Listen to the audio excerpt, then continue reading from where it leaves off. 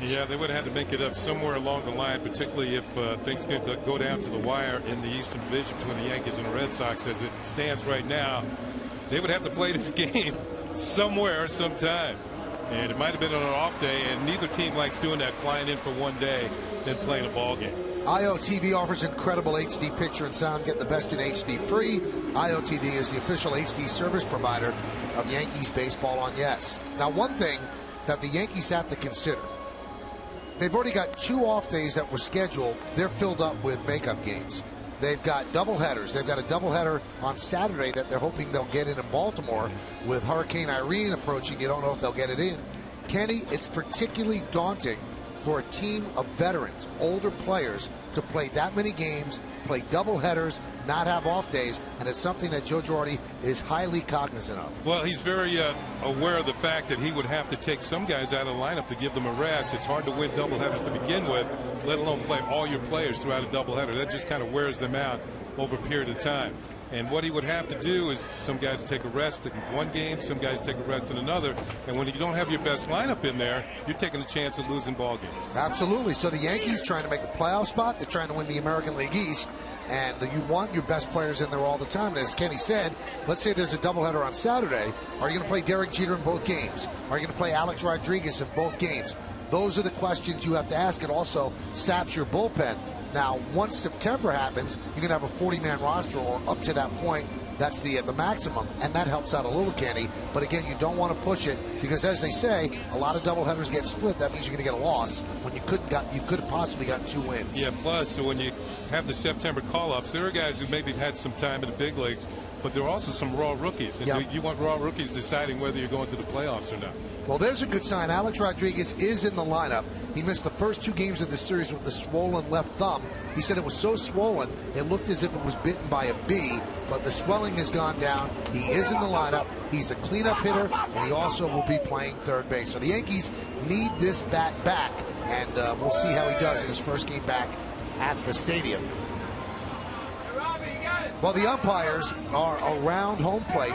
They've exchanged, I believe they've exchanged the lineup card, so we're just waiting on the Yankees to take the field. A big crowd is expected here at the ballpark. They've been hanging around, having some concessions, eating, things like that, down in the Legend Suite as well. And they're ready for baseball. So are the Yankees. A mini 3-game set, and the Yankees are trying to avoid getting swept at the hands of the Oakland Athletics. So the New York Yankees will take the field. Phil Hughes is going to start for them. And now the Yankees have taken the field. And let's listen to the public address announcer here at Yankee Stadium, Mr. Paul Olden. Attention, please, ladies and gentlemen. Please rise and remove your caps. Before the playing of today's national anthem, we would like to take a moment in silent prayer to remember former Orioles and Blue Jays pitcher Mike Flanagan, who passed away yesterday. Mike pitched 18 seasons in the major leagues, winning 167 games, and was the 1979 American League Cy Young Award winner. Mike Flanagan was 59 years old.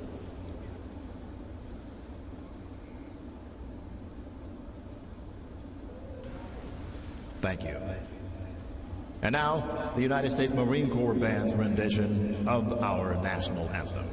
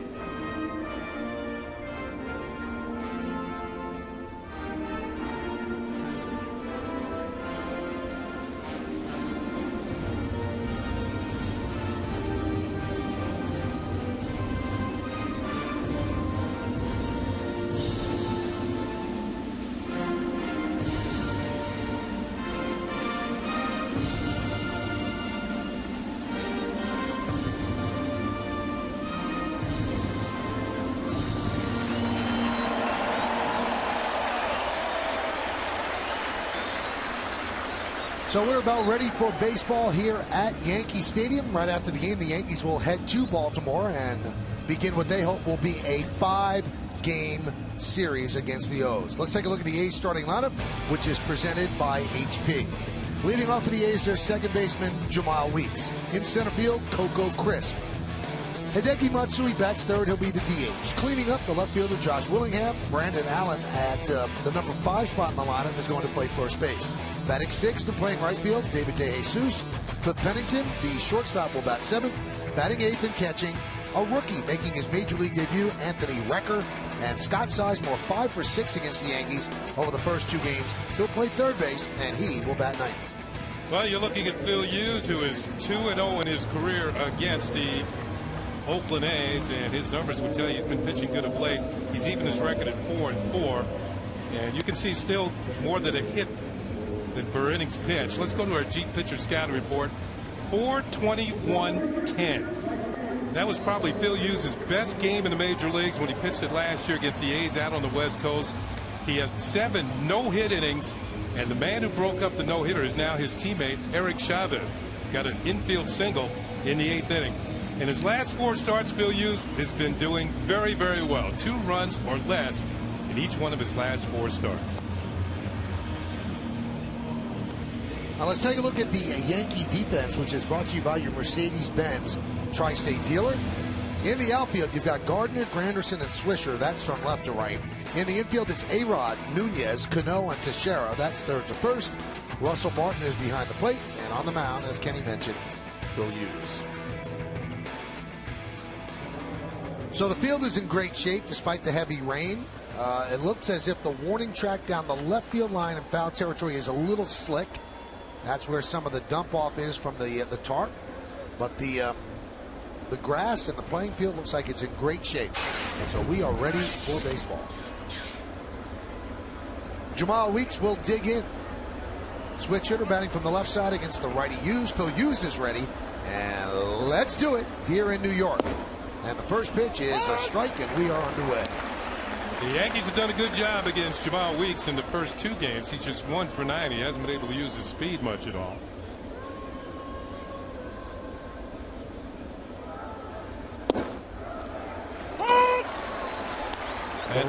The rain delay officially an hour and 29 minutes. I was going to say that's a good sign right there, because Phil Hughes lately has been mixing up his pitches. Fastball, then he drops a curveball into for a strike.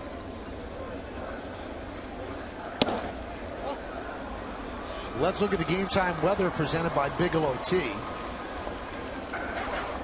80 degrees, 66% humidity. The wind is 12 miles per hour, and the forecast does include some scattered thunderstorms. Pitch is inside.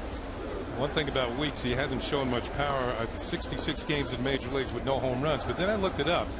Ricky Henderson, Hall of Famer, went his first 77 games in the major leagues without hitting a home run.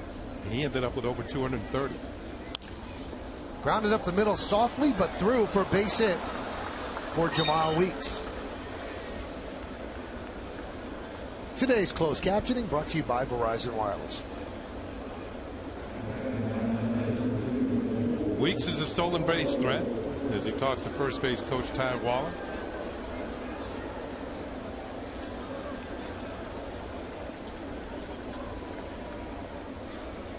Here's Coco Crisp. Crisp really hurt the Yankees yesterday. 4 for 4, 2 home runs and a walk. And he's 5 for 8 in this series. And against the Yankees this year, he has 2 homers, 6 ribbies, a .414 average. Runner goes, pitches outside, throw to second. The umpire says safe.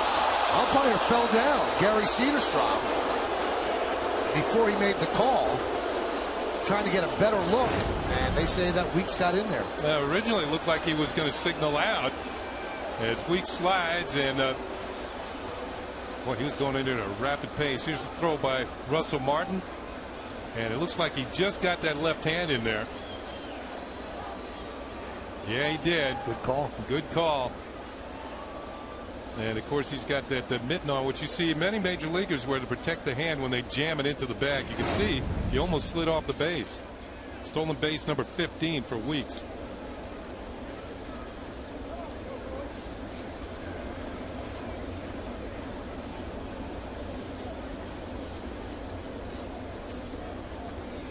Coco Crisp with the drag bunt foul.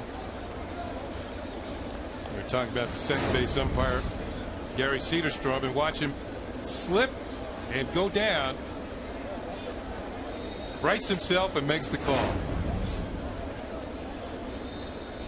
Get a little ribbing from the other umpires and the players.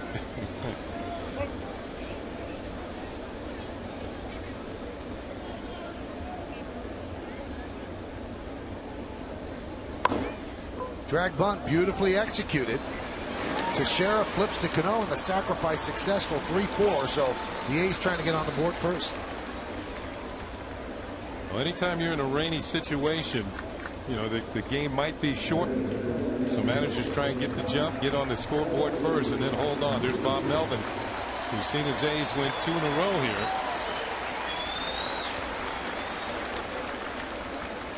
Hideki Matsui gets a nice hand from the stadium crowd. Matsui is 0 for 9 in this series and 0 for his last 14. And you wonder, a little distracted by the fact that he doesn't know where he's going to be when September 1st rolls around. He has cleared waivers, and there are teams that are interested in him. Whether or not the A's trade him, we'll see. Yankees play the infield back. They'll give up a run on a ground ball. Matsui is 20 of 29, getting a runner in from third base with less than 2 outs. And if you recall his days with the Yankees, he was pretty proficient in these situations. Grounded foul.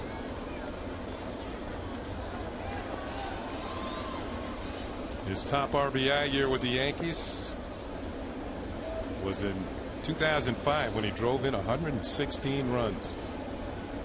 And his best home run year was the year before when he had 31 homers.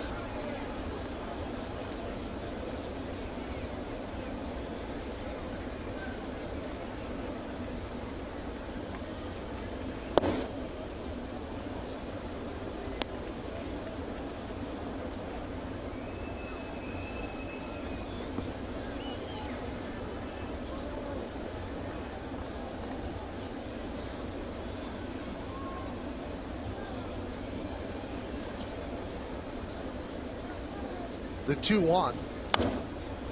Foul back over the screen. We count 2-2.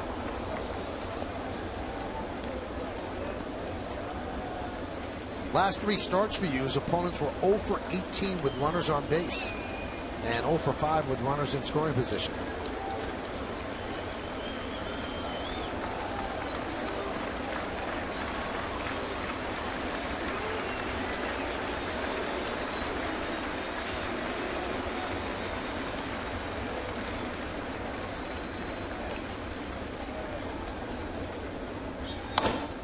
Back 93 miles an hour.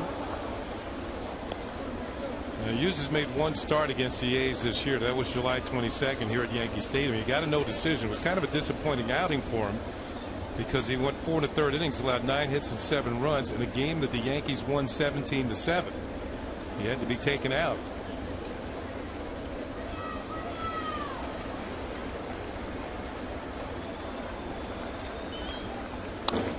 Really battling.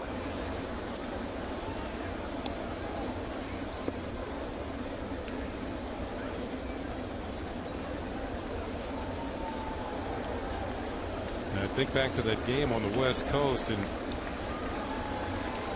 last year Hughes had 10 strikeouts. He was overpowering. And I talked to his now teammate Eric Chavez about that night, and he just said that there's nothing we could do about it. We're just hoping to get a hit.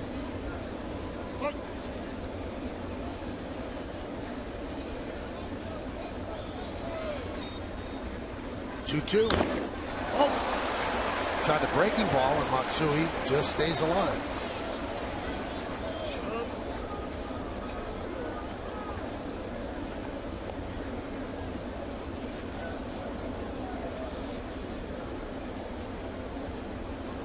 Here's Eric, who broke up that no-hitter with a smash back through the middle that hit Hughes, and he couldn't locate the ball, and Chavez was able to beat it out for an infield single. Broke up the no-hitter. 2-2.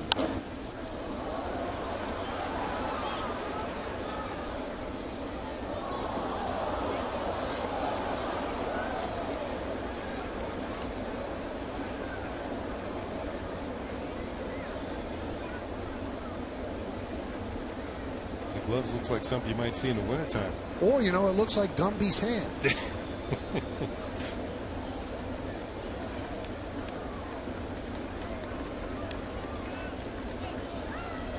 The 2-2.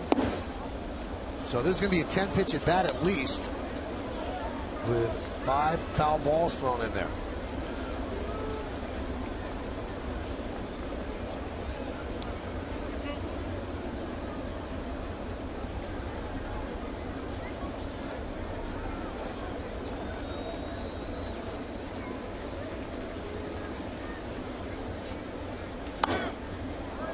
Another foul ball.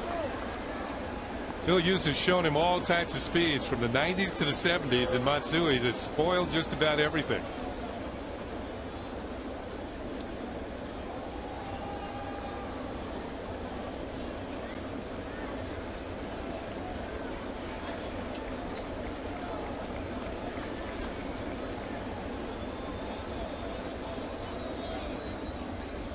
The 3-2.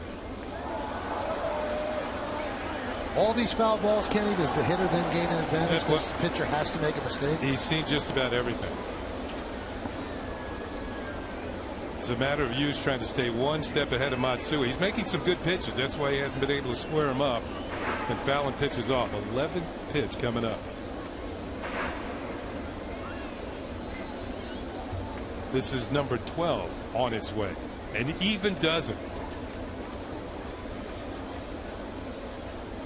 3-2. Hit deep to center field. Backing up is Granderson. He'll make the catch. Tagging and scoring easily is Weeks. So Matsui wins that battle, gets a sac fly, and the A's lead 1-0. Well, the A's manufacturing a run against Phil Hughes here in the top of the first. A single, a stolen base, a sacrifice, and a sacrifice fly. Textbook baseball. And Matsui continues to be one of the best RBI men around, at least in the second half of the season. Hits the Willingham is up, and then light rain continues to fall here at the stadium. And Kenny, it's almost as if they have to make a commitment to play through this sort of rain, because I don't think you're going to get totally clear skies on this day. Well, Michael, I think that the modern baseball fields will allow you to do that. You know, years ago, eventually there'd be puddles. The field would be tough to play, but now the moisture just seeps right on through. And it's like it didn't rain at all. You know, years ago, I remember seeing outfielders splash running through puddles, trying to make plays. That's not the case anymore. It's just a matter of keeping the mound and the home plate area in playing condition. And the base pass.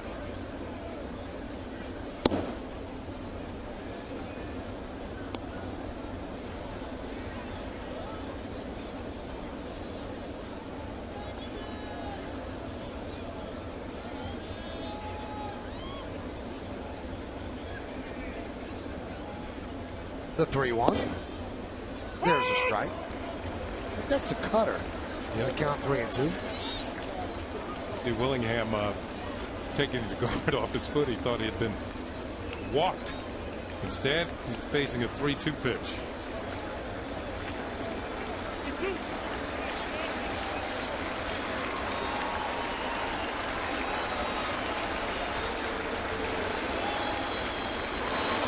Strike 3. Willingham down looking. A little ball by the Athletics. A single, a stolen base, a sac bunt, a sac fly. A's won, and the New York Yankees coming to bat.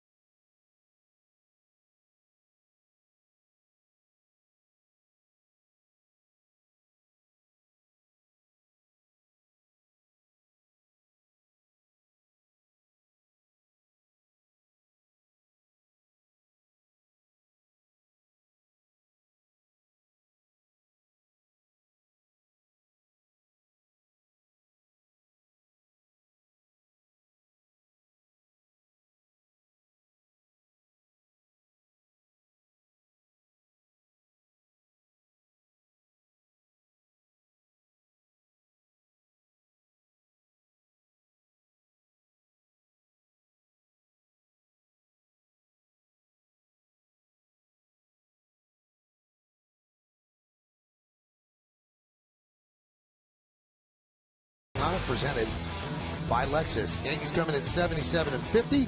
They lead off their captain and the DH today, Derek Jeter. Batting second, playing center field, Curtis Granderson. Mark Teixeira is at first. He'll bat third. Cleaning up and playing third base, Alex Rodriguez. Robinson Cano, the second baseman, will bat fifth. Batting sixth and playing right field, Nick Swisher, 3 home runs in the first 2 games of this series. Russell Martin will bat seventh. He'll be behind the plate. Eduardo Nunez plays short. He'll bat eighth. And batting ninth and playing left field, Brett Gardner.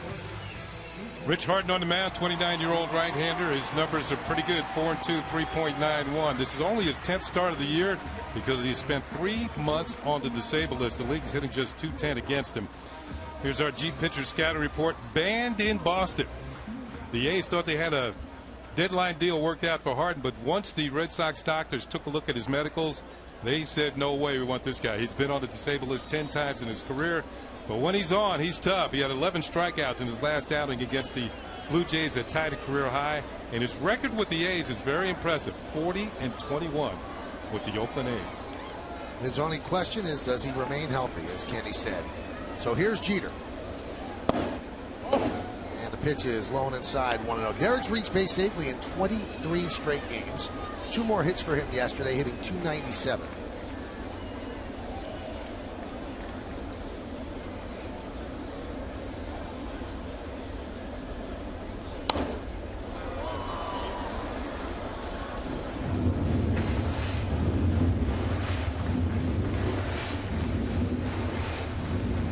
First inning's been good to Jeter. He's reached base safely in 8 of his last 13 first inning at bats. 7 hits, a walk.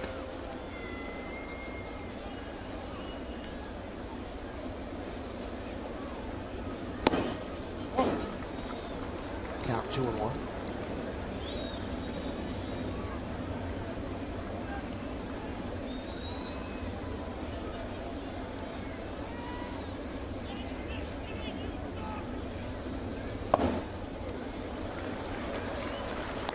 Harden's had 1 start against the Yankees this year. That was July 23rd. It was here at the stadium, and he got the win.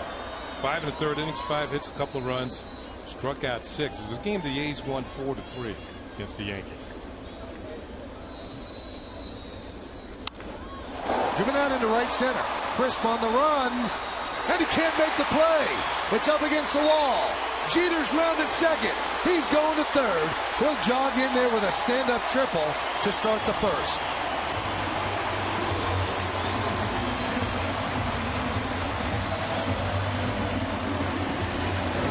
Now Jeter's going to sting this one right down the middle of the plate. Puts the good wood on it.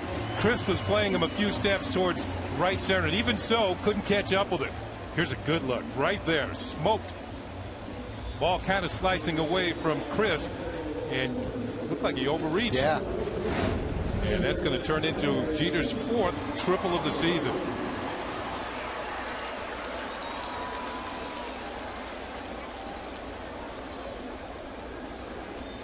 "24 straight games reaching base safely." A's have the infield back for Granderson. Granderson with 98 runs batted in.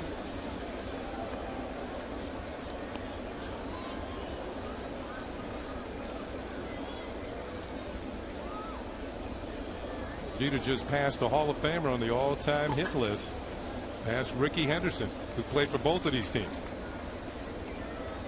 3,056 hits for Derek Jeter. Who's next up, Kenny? Biggio? I think 4 hits away. Is it 4?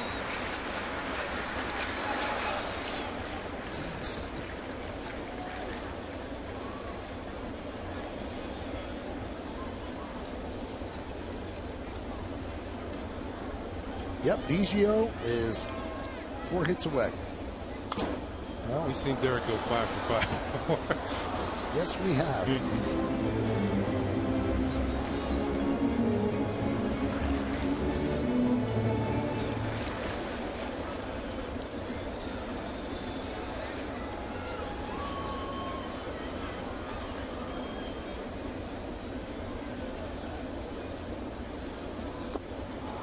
Got him. Swung on and missed.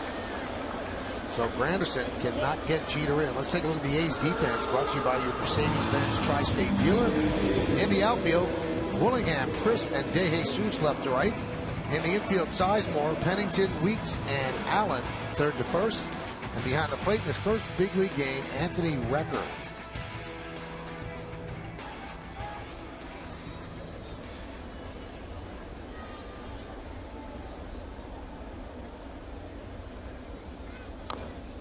Grounded foul.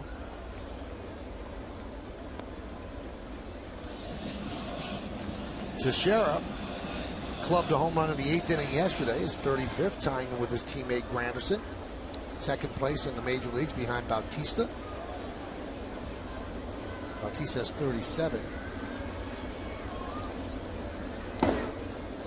Nice block there by Recker. Now this one was well hit. It was a 3-1 pitch, and he kind of went out and got it. It was belt high, so he can reach it and drive it and into the bleachers, well back in the bleachers in right center.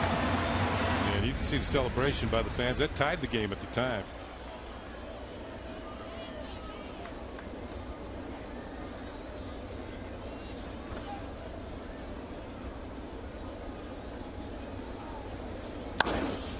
Grounded and right to Weeks. That's going to get a run in. Weeks throws to Harden, and the Yankees have tied the game at 1.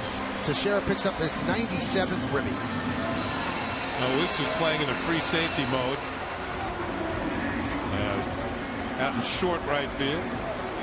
But in doing so, then a ground ball to the right side was probably going to score Jeter. Teixeira picks up his 97th. Run batted in. Ball is beyond Allen. Allen wouldn't have had to play either as Jeter broke from third. And the Yankees have tied it up. Jeter scores the run, and it's his 1,752nd run, and that passes Jimmy Fox for 20th place all time in baseball history. Here's A-Rod. After 2 days missed because of a jammed thumb, A-Rod makes his first appearance at the stadium since the DL stint when he had his right meniscus repaired. In his first game back Sunday in Minnesota, he went 0 for 5. He looked to be a little anxious to me. 3 times he swung at the first pitch. Trying to come back with a bang.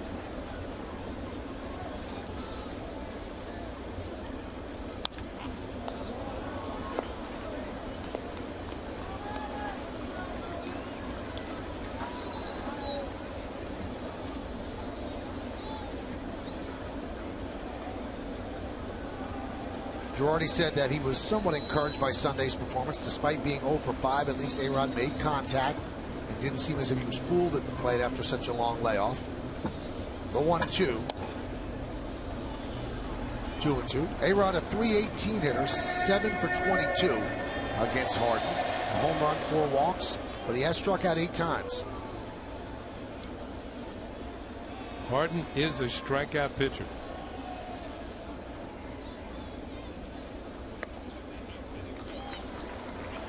And he came into today with 60 strikeouts in 53 innings. And has already struck out Granderson.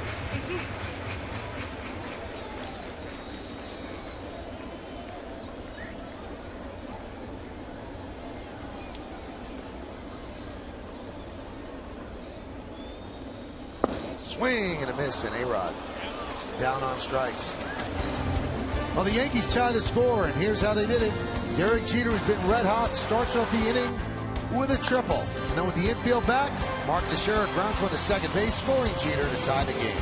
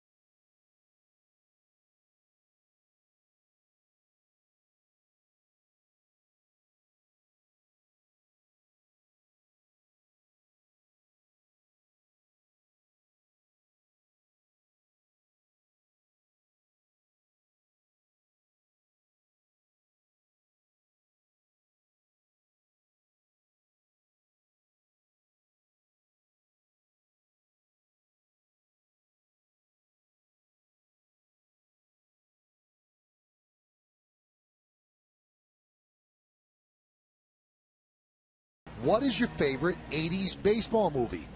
And here are your choices. Is it number 1, The Natural? That's in 84. Number 2, 8 Men Out in 88. Number 3, Bull Durham in 88. Number 4, Field of Dreams in 89. And number 5, Major League in 89. Winning. You can text your vote to 58772. Standard text messaging rates apply. That's a good question. They don't make those movies like they used to, do they?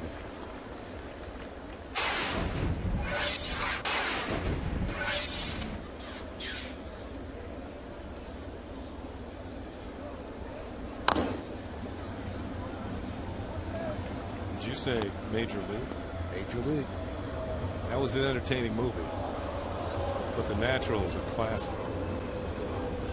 When those lights explode, talk about light tower power. What was the name of the bat? Wonder Boy? Wonder Boy.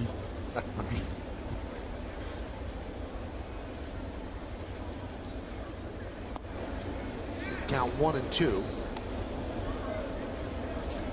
Brandon Allen 2 for 8 in this series, but boy, the two are impressive. An upper deck home run and a second deck home run to right. Grounded foul. Yeah, he's had 2 hits this series. Both of them have been home runs.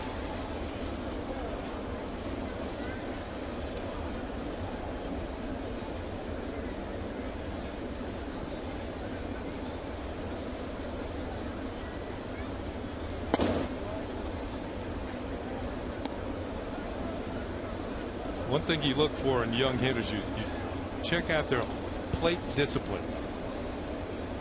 And Allen seems to have a pretty good idea of what's a ball and a strike. He wouldn't chase those two that were teasing. Remember when Carl Crawford first came to big leagues, Michael? You get 2 strikes, he's going to swing at anything close. But of course, over a period of time, he outgrew that. It's kind of hard to teach. Plate discipline. Too much. Takes the fastball. Seemed like it was right down the middle. He's down looking.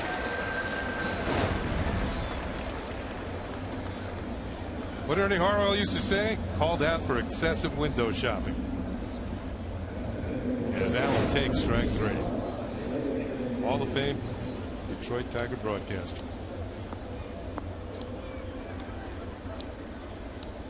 That'll bring up David DeJesus. 5 hits in his last 26 at bats.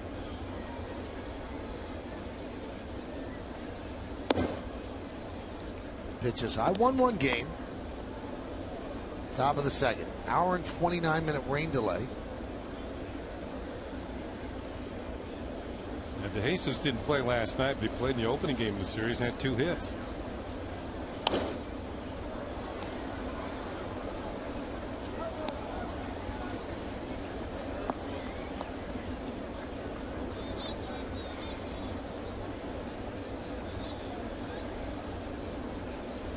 There was talk a few years ago the Yankees were interested in obtaining DeJesus. That's when he was with Kansas City. Would have been a nice fit. Brooklyn kid. Went to Rutgers, so he's got local roots. He was the center fielder when Derek Jeter had his inside the park homer here. And he hurt his thumb and had to have thumb surgery. Foul away. Made a great effort up against the wall.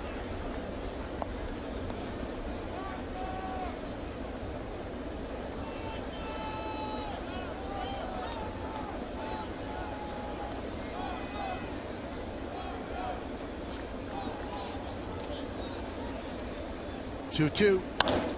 Lined into right center field. That's going to be trouble.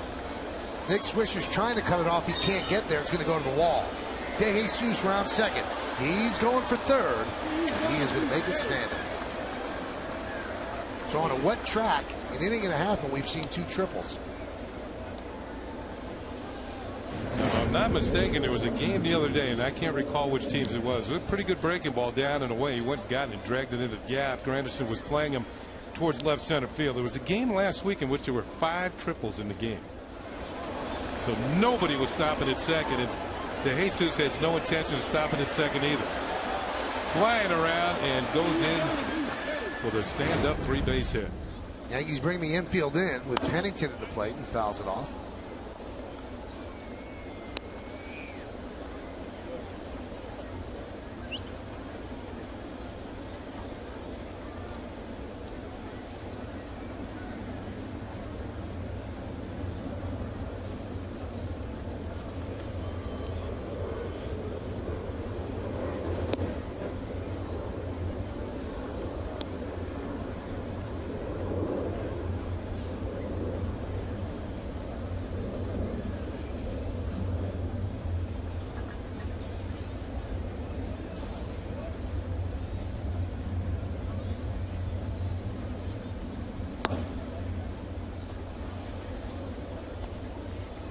Count 2-1.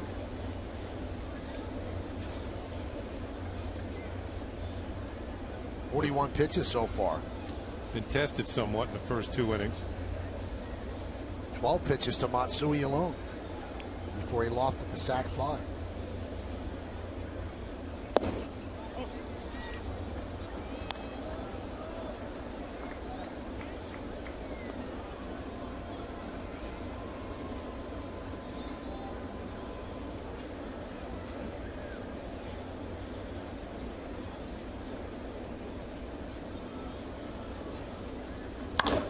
That one is driven into right center field. That's going to be trouble.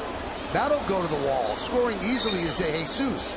Pennington will stop that second with an RBI double, and the A's lead 2-1.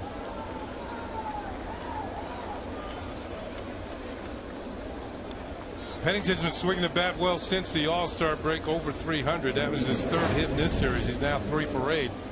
And his pitch is almost right down the middle. And it's rocked hard to the gap in right center field.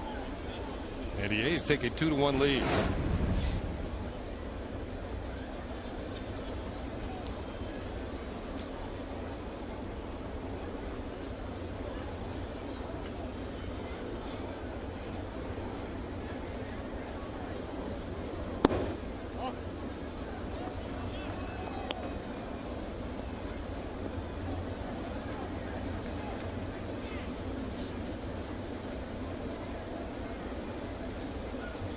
Anthony Recker's first major league at bat.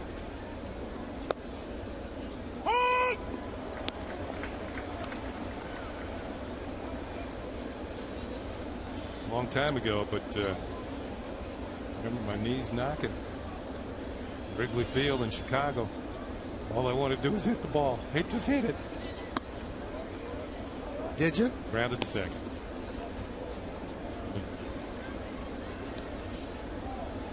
Wasn't like Flash. Flash ripped the double his first time up in the major leagues. That probably say it was the first pitch too.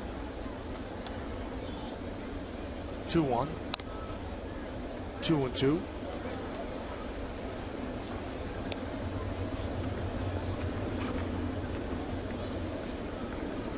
Didn't you tell me you were 0 for your first 10?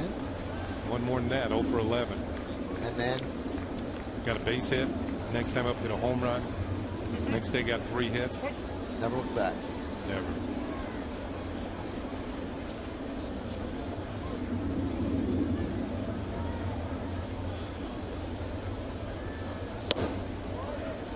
Well, the great story about Willie Mays, he went 0 for like 1,000 at the beginning.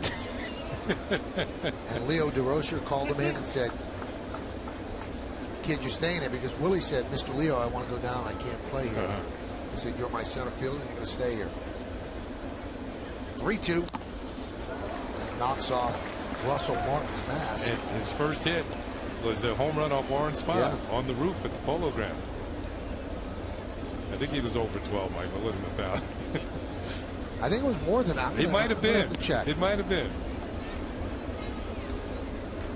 0 for 12 would not have had him say, "Mr. Leo, send me down." Yeah, but you got to admit, once he got started, he never looked back. No, he never did.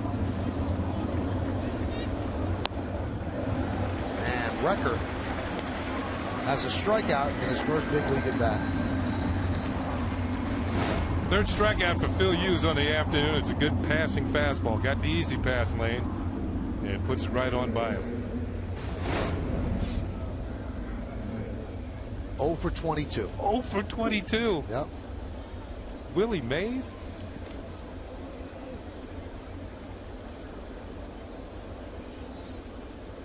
Let me just hope for everybody who comes in the big leagues. That's right. So Anthony Recker shouldn't feel that bad. No, not at all.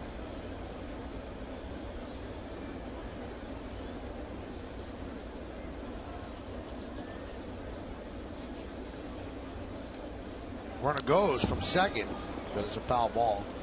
I mean, you talk to a lot of players from that era, and they don't even blink. They say that Willie Mays was the most talented baseball player ever lived. The things he could do. Mm-hmm. Instinct on the bases. One thing he did, he knew how to draw a throw from an outfielder and just be safe so the other guys on base could advance, just to make the outfielder think he could throw him out, but he really couldn't. 1-1. 1-2 to Sizemore.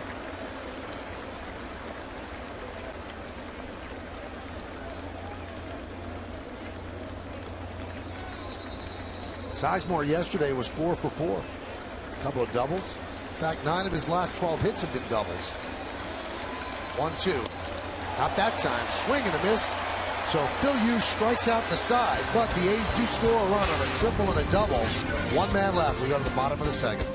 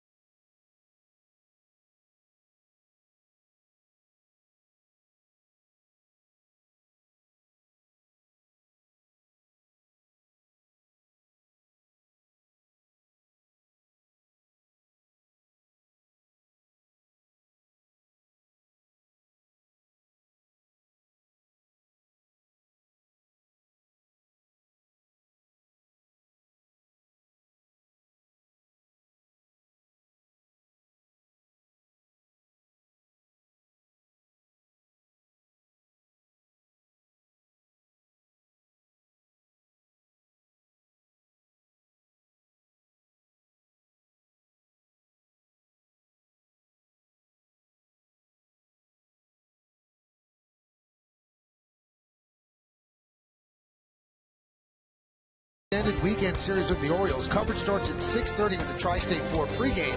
Then join Kenny and I for all the action from Camden Yards. Yankees Orioles. It all starts tomorrow at 6:30. It's only on Yes. It's going to be A.J. Burnett against Tommy Hunter and Kenny. Yeah. We should have never doubted you. I know Willie Mays was your favorite player. Yeah. And we were looking at the wrong thing. He was, in fact, 0 for 12. You see, he was such a favorite of mine. I was trying to go 0 for 12, but somehow that base hit dropped in. Now Warren Spahn, after giving up the home run and years later joked, "I'll never forgive myself. We might have gotten rid of Willie forever if I'd only struck him out." Check swing by Cano. Rain coming down a little bit harder now at the stadium. Cano with a 15-game hitting streak. 21 for 59. Yeah, I got a picture on my desk at home. Standing with the Say Hey Kid.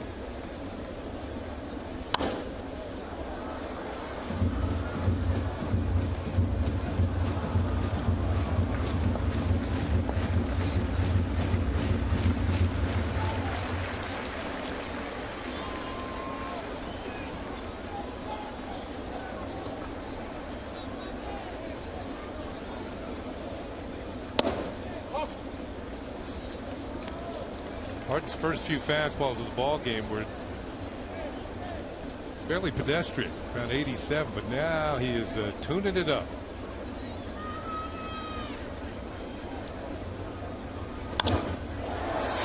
Game hitting streak for Robinson Cano. 22 for 60. I don't know if there's a prettier swing in baseball Our producer Bill Bolin loves Robinson Cano's swing. And this is a breaking ball. And right there. And this is the angle that he really likes, the side angle. Now watch how long the bat stays within the strike zone. And as Bill says, he can watch that swing all day long. Here's Nick Swisher.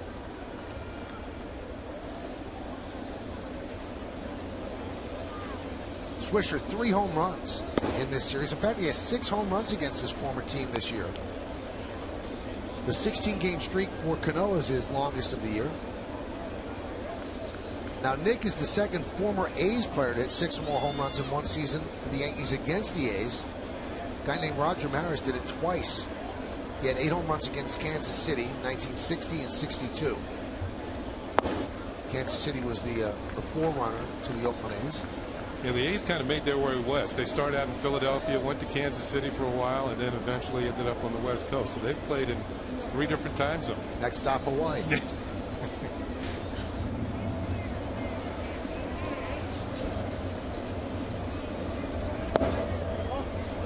Count 3-0.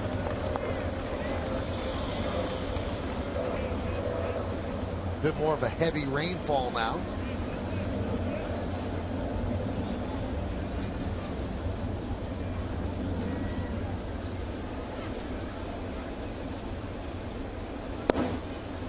Had to be an incredible disappointment to Harden, who's toiling on a team at the bottom of the West.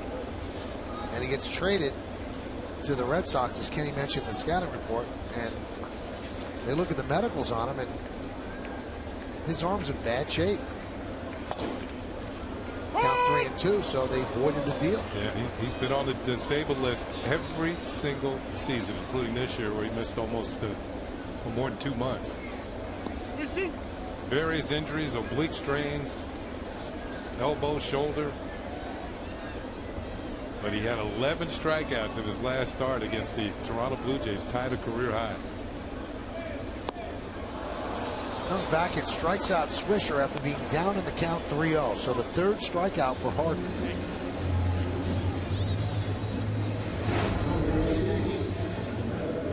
Here's a look at the last pitch. You can see Swisher out in front. It's a changeup.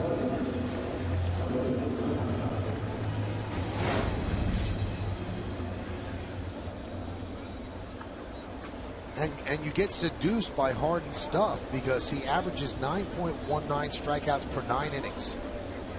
Now, since 2003, that's second best amongst all pitchers with 800 or more innings.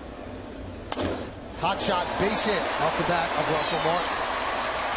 The only other pitcher who has more strikeouts per 9 innings, a guy named Tim Lincecum, 9.96.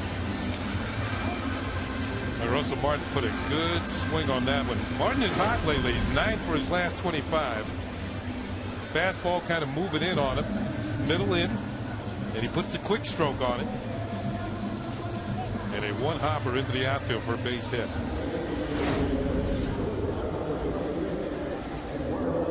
Russell Martin's having that batting average climb a little bit lately. He's moving on up. Great signing by the Yankees. They went up against the Red Sox and they signed him to a 1-year deal. They liked what they saw despite the injuries with the Dodgers, and he's been great behind the plate and given them 15 home runs as well. Here's Eduardo Nunez. Count 1-0. Nunez 7 for his last 17, hitting .274.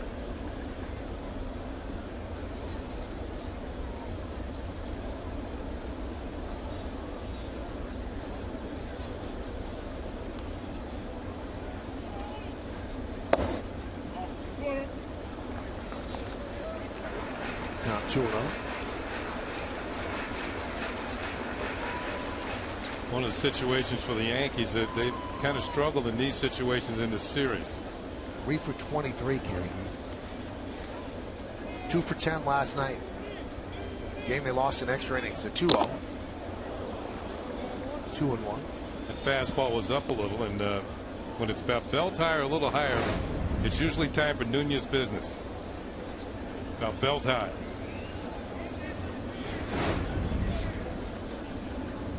Those are the ones he takes his best swings at.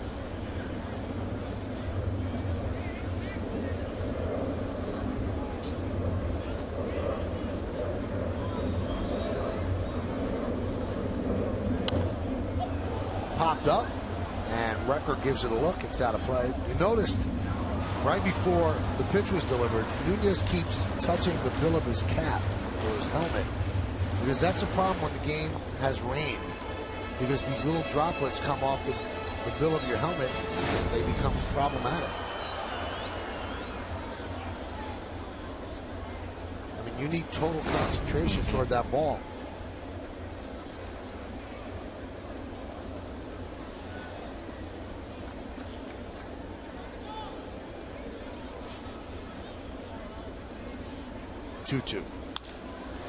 Off of Harden, and Karam's out towards Sizemore. Everybody safe, bases loaded. Now, I think Harden might have been better off if he let that one go. The infielders are playing at double play depth, and he's telling the trainer and the manager, Bob Melvin, to go back. See, it was his glove hand that is reaching behind and trying to make a spectacular play. This is not his pitching arm. And if he had let it go, they might have had a chance to make the play. The ball wasn't hit all that hard. It's just he deflects it, and now it turns into an infield single. So the bases are now loaded.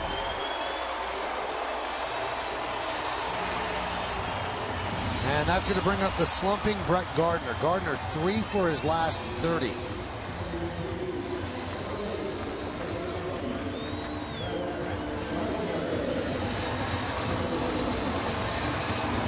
You've got Cano at third, Martin at second, Nunez at first. Yankees trail 2-1. We're at the bottom of the second inning.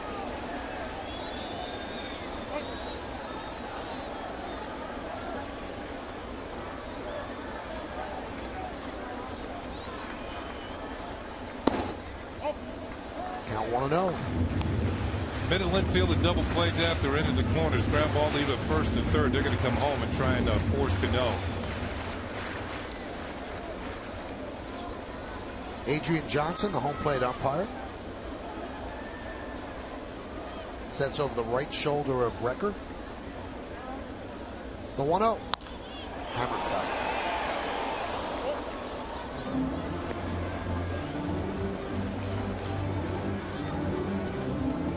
With the bases loaded, Gardner, a .343 hitter in his career, 12 for 35 with 29 ribbies, and he has 1 grand slam.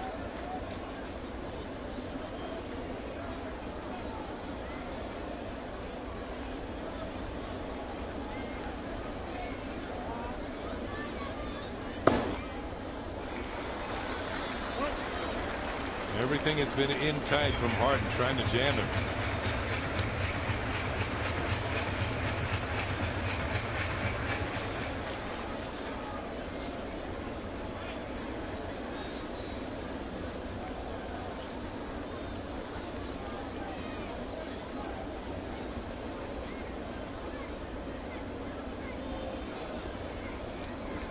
The 2-1. Popped up. That's not going to score a run. Pennington will make the play with a second out. That's a big out for Harden.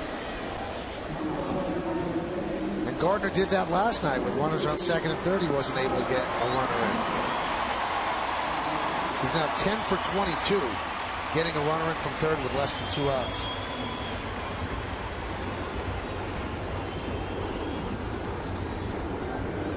Those situations, you're looking for a pitch you can drive. He had 1 good swing during the at-bat, pulled the ball foul. He was ahead on the count, too. Here's Jeter. He tripled in the first inning. He's 15 for 30 against Oakland this year. That's 500. And he has the average at 298. 3 hits Tuesday, 2 hits yesterday, 1 hit already today.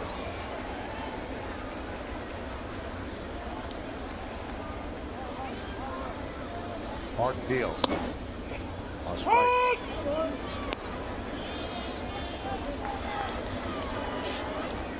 Jeter, good numbers against Harden lifetime, 8 for 19 with 5 walks.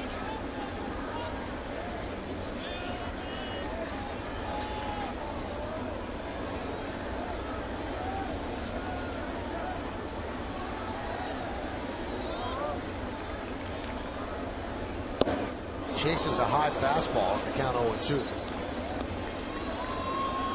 Sometimes you can get too aggressive. Hitting is controlled aggression. You got to be disciplined. Get pitches that are easier. It's hard enough hitting the strikes, let alone pitches out of the zone.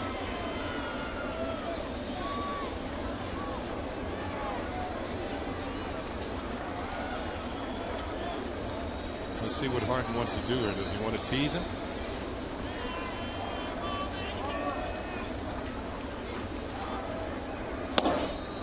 And the count 1-2.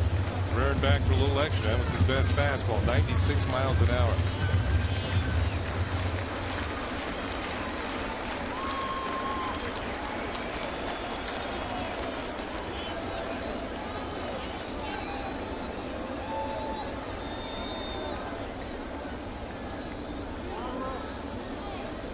The 1-2. Tapped right back to Harden. He fields, and he'll get Jeter to get out of the jam. No runs, 3 hits, and 3 men left. You go to the third, it's 2-1 Oakland.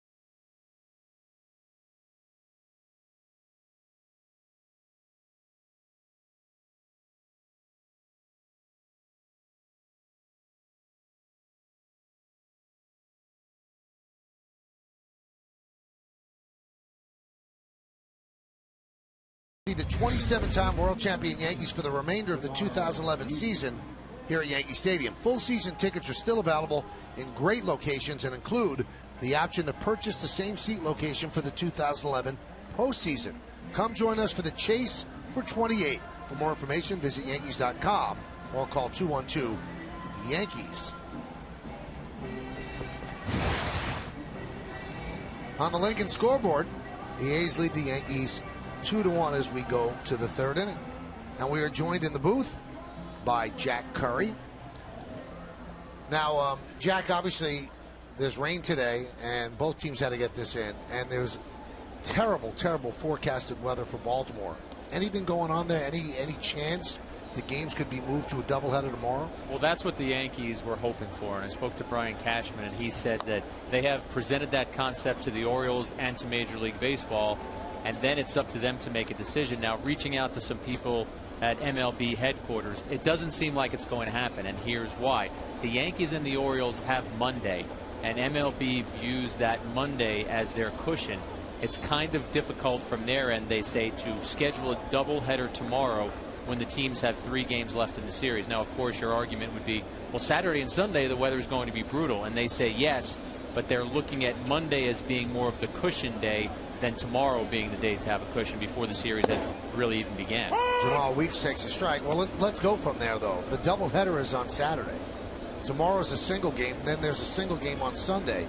So if Saturday and Sunday get rained out, you can only make up one of those 3 games on Monday. With a doubleheader, So you still have 2 games to make up because the Yankees leave town for Boston. It's a valid argument, Michael. I'm telling you what I've heard from some of the people who are involved in the decision making, and I think the hope is that you get something out of Saturday or Sunday, that you don't lose both of those days. And you're right, if you lose both of those days, then you're in trouble. I think Saturday's the day where you have the best chance of playing at least the day game of the day-night doubleheader. At least from the computer models that I saw. You're the I'm a meteorologist. I'm a fake weather expert, though, Kenny. Michael put that tab on me, and I have to admit that was a bit of a fraudulent tag put on me. I have to give credit where credit is due, though, because Jack's wife Pamela is a weather groupie. I mean, she really follows storms and everything. She's a storm tracker. You're right, Michael, and that's fair. You now have brought civility back to my household by giving that honest appraisal of who actually is the weather junkie. I appreciate that. Well, you know where to go, right? Time is called. Now, Jack, weren't 2 games made doubleheaders tomorrow in the major leagues already? Yes, the Phillies switched things up, and I guess it is a matter of the team that's home, I'm sure, has more of a say in this. And if you're the team that is vying for a postseason, the Yankees were making this decision, I'm sure, at Yankee Stadium. Of course they would want to play in the best possible weather conditions. Joe Girardi first mentioned this to me around the batting cage yesterday. We talked about it last night. So it's something that has definitely been on the Yankees' minds. And Michael, Kenny, you guys are going to be in Baltimore. It's going to be, to use Joe Girardi's term, it's going to be a messy weekend. I mean, this could be a mess weather-wise, pitching-wise, team vying for the playoffs like the Yankees. It's a lot to deal with. Well, didn't the Marlins already play a doubleheader? And one of those games, like 400 people showed up. Maybe that's what the Orioles don't want. They don't want 400 people showing up for one of these games. That's a possibility, right? Although I don't think that would happen, because how many Yankee fans come down to Baltimore to see games? Yeah, but they're probably, a lot of them are probably leaving work early tomorrow. They wouldn't be able to get to a 1 o'clock game. Yeah, you're right.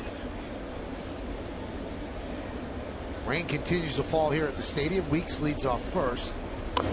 And a bunt by Crisp. It's a foul ball. Crisp had a sac bunt in the first inning. After 4 hits yesterday and 2 home runs, he's going the short route today, as the A's lead 2-1. Were there any contingencies, Jack, that were spoken about if this game was rained out or is not completed? I think, Michael, from the people that I spoke to today, we're fortunate that this game got started when it did, but the intention was that this game was going to be played today. Oakland doesn't come back here, so even if the wait had extended far beyond what either team would want, what the Yankees would want for their fans, they were going to have to figure out a way to play this game today. And this is not the Yankees' call. Last time in, this is Major League Baseball and the umpire's call. The 1-1. Foul back.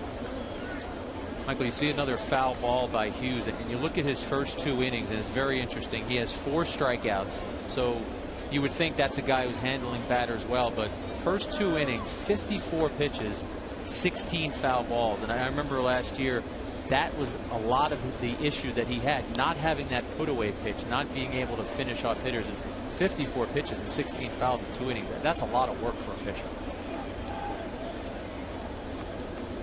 1-2. There's a swing and a miss. Strikeout number 5 for Phil Hughes as Coco Crisp took a weak wave. Looked like Coco was looking for something else, but he got blown away by this fastball. That was just a wishing and a hoping type swing. And you're right, Jack, because early last year, the first half of the year, Phil Hughes, hitters didn't get the foul pitches off. The third strike was on by them. And the thing that hurts is it builds up the pitch count. You know, the length in your outing. And I guess the #1 culprit was Hideki Matsui. He had 12 pitches that he saw in the first inning.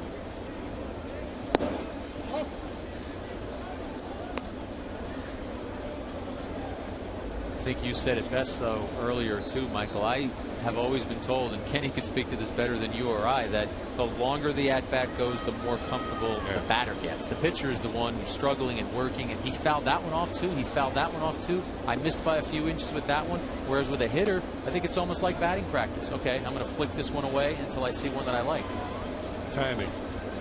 You got everything down, but you see it a second, third time, fourth time, you recognize a lot better. It's easier to hit.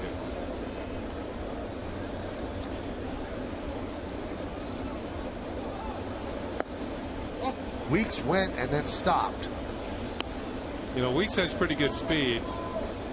Best stealer, base stealer all time was Rickey Henderson, both with the A's and the Yankees, and Rickey would not give away when he was going. You could see that Weeks kind of tensed up. Rickey was just the same, just wiggling those fingers, and when the time came, his first deck was explosive. There was no tensing up, there was no leaning, never gave away when he was going.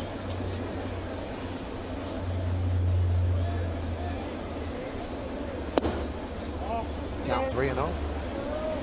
Remember when Henderson was with the Mets, Kenny, and obviously he was less of a base stealing threat later in his career, but in interviewing him, he liked the fact that people would give him credit for being a smart base runner. He just wasn't speed. It was that he studied pitchers, he studied catchers, and as you just talked about, a real technical aspect to the way that he stole bases. Well, Rickey was very fast in the beginning, but then he slowed down after all the pounding on his legs and still continued to steal bases at an incredible rate. So a lot of it had to be smarts.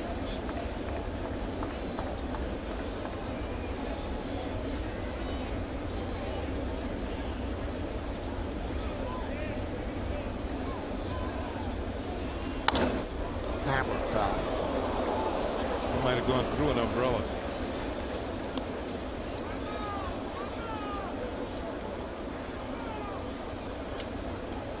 And I think that leopard skin one has an extra big spot in it.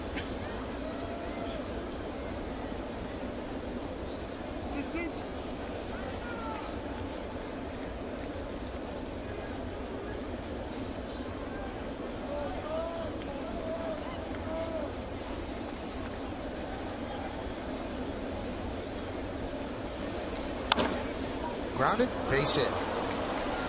Weeks will stop at second as Swisher up throwing.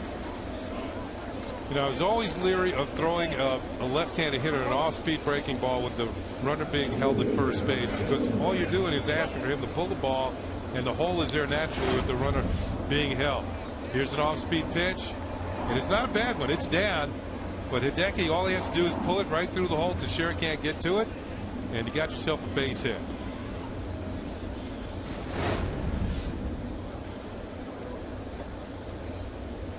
I liked it when it happened to me.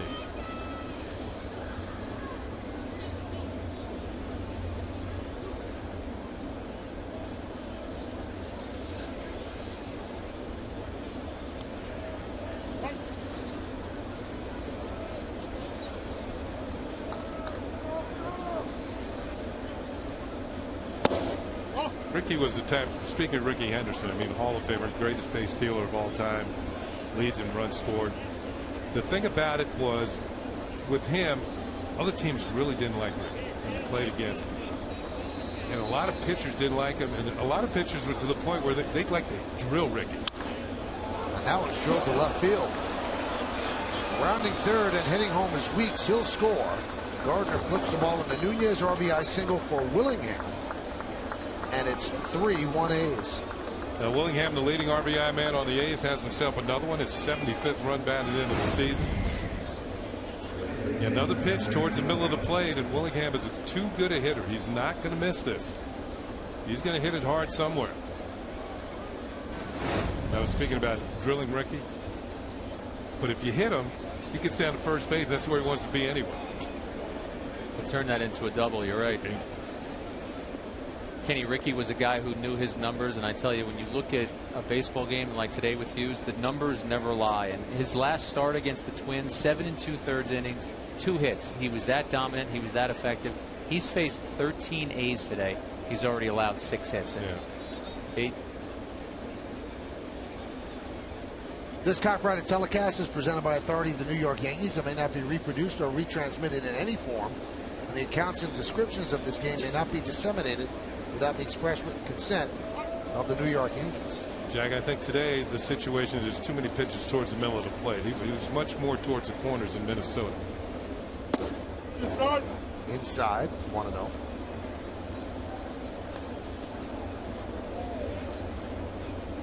Yankees have Corey Wade up in the bullpen.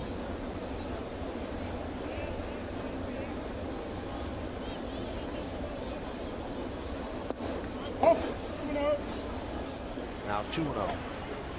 See what happens here. He just missed on both of those pitches, but now he has to get one over the plate, and that usually means get a little bit too much of the plate.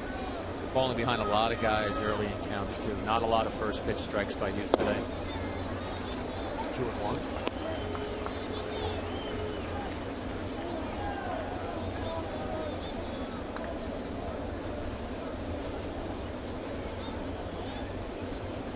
Matsui on second. Willingham is on first. 2-1. Foul back. Looks like Hughes right now in the third inning. His fastball's topping out at 90.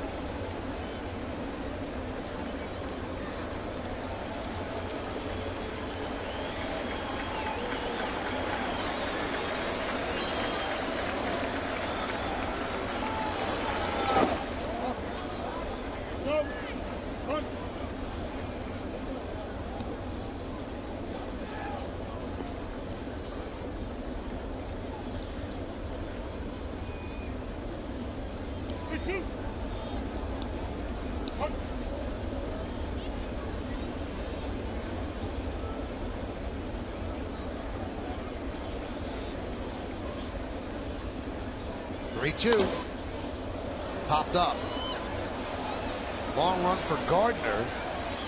He makes the play in fair territory for the second out.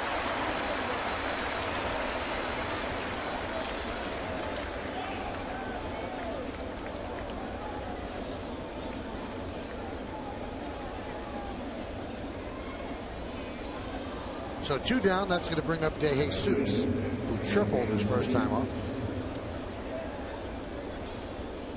The A's have 6 hits in the game, and 5 of them have come from left-handed batters. These are the guys who've given Hughes trouble today, including De Jesus, who had a triple and scored in the second.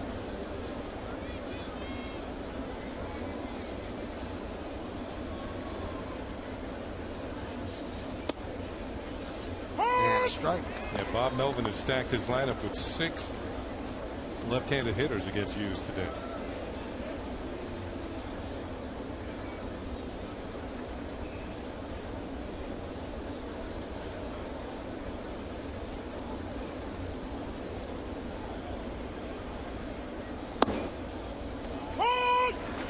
You know, this time through, Jack, I don't know if you've noticed, I think the A's have a different persona than they did when Bob Guerin was managing the team. There were a lot of unhappy players on the team when Guerin was there. I was talking to Susan Slusser, Kenny, of the San Francisco Chronicle, who covers the A's full time, and she echoed what you said, talking about a different feeling around the team and some guys getting opportunities that maybe weren't getting opportunities previously, and just better communication.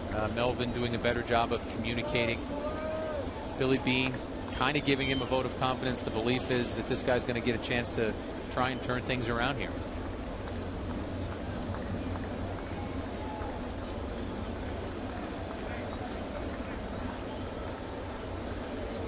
One, two. And that one's going to be looped into right field for a base hit. Matsui will score. Willingham chugs at third. De Jesus stops at first with an RBI single, and the A's lead 4-1. That's going to do it for Phil Hughes. That was an unimpressive performance by the young right-hander after pitching so well as a starter since coming off the DL. So Girardi's seen enough. He takes the ball from Hughes. Corey Wade will head in. The A's lead the Yankees 4-1, and they are threatening for more. Stay right here.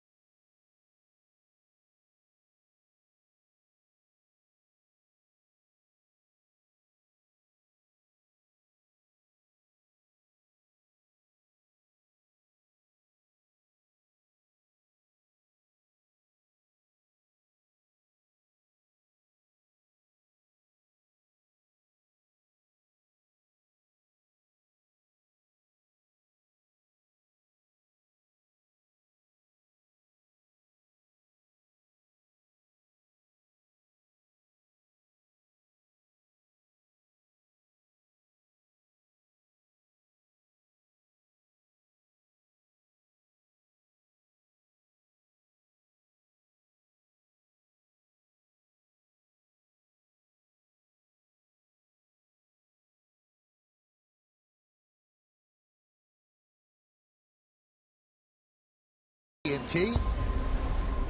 And Joe Girardi lifts Phil Hughes and calls on Corey Wade. It's hard to figure out Phil Hughes after pitching as well as he's pitched, and this A's offense is certainly not a potent offense, and really did not do that well today. As Kenny said, Michael, too many hittable pitches, falling behind batters, extended at bats, a lot of foul balls.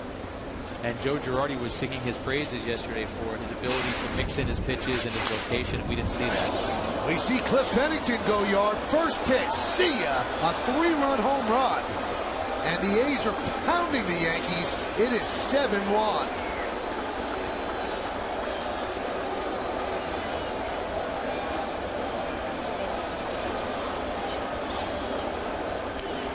Well, we talked about pitches in the middle of the plate, and this one certainly qualifies right there for Pennington. And I told you he's been swinging the bat much better in the second half of the season.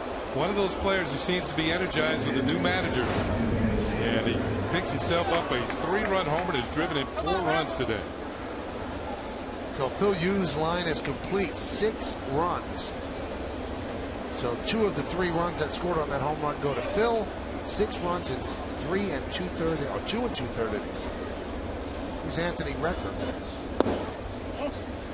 1-0. And Michael was talking about the fact that falling behind on counts. Jack mentioned it too. And what happens is it makes you more predictable as a pitcher. You can look for fastballs when you're behind, when you're ahead on counts as hitters, and if they're in the center of the plate. You know, Michael said this isn't the most prolific offense, but you get a lot better, be a lot better hitter when you're ahead on counts and pitches are in the middle.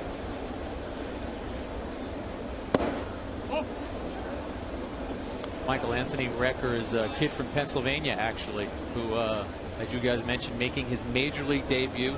He was never even on the 40-man roster for the A's until the last week or so. So it looks like they're going to take a look at him and see what they can get out of him. Helped himself this year, typical A's fashion, going the money ball route. Led AAA Sacramento with a .388 on base percentage. He's catching today because while Harden was rehabbing at AAA, he caught Harden down there, so that helps him having a little bit of a relationship with Harden. His parents, his uncle, his sister, and his grandfather are all at the game. And talking to people around the A's, they say if you were going to cast a guy to play a catcher in a movie, they say this is the guy that you would put in that spot. He's a thick-bodied guy. He's got the chiseled looks there, the chin, and we'll see if he can translate that into a major league career.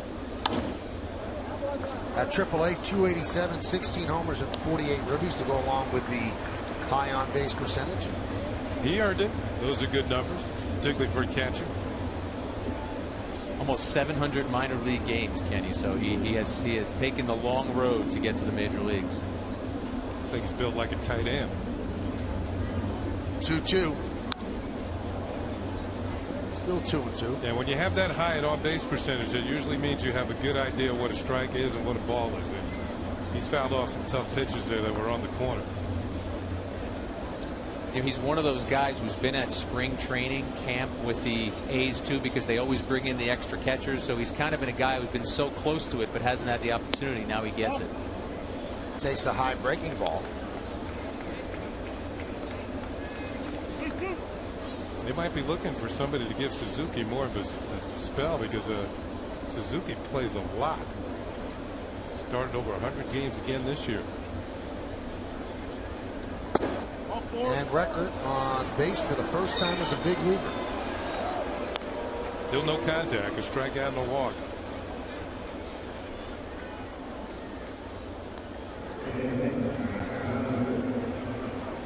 That's going to bring up Scott Sizemore as the A's bat around.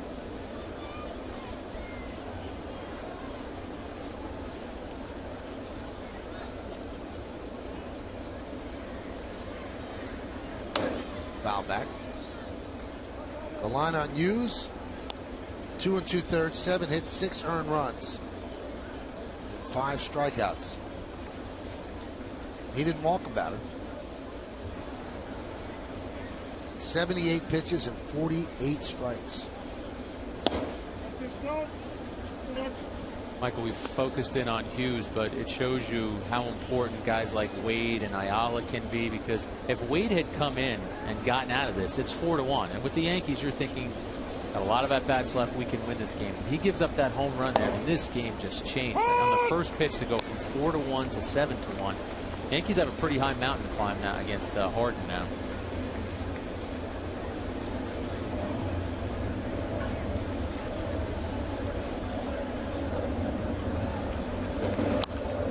See how Harden can pitch with a big lead. Some pitchers have trouble with that. You know, they rear back and throw strikes. All of a sudden, they're too good, and there's 2-3 men on base.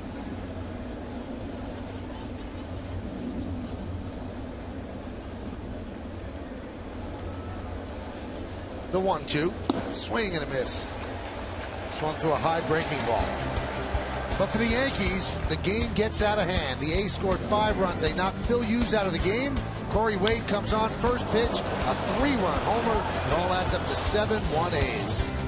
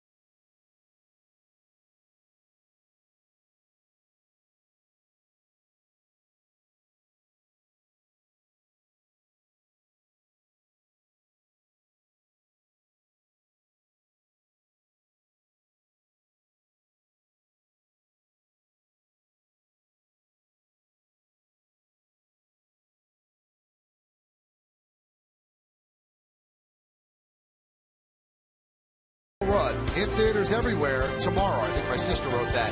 HP, everybody on, and by the new definition of world class, the 2011 Buick LaCrosse.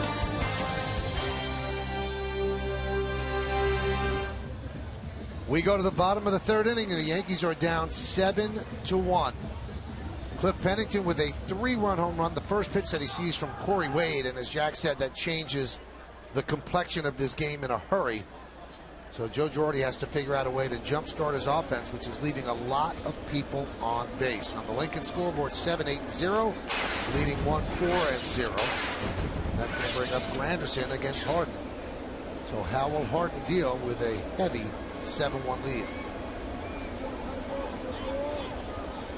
Now, if past history is an indication, Rich Harden is 42-0 in 57 career starts when he has run support of 4 or more runs.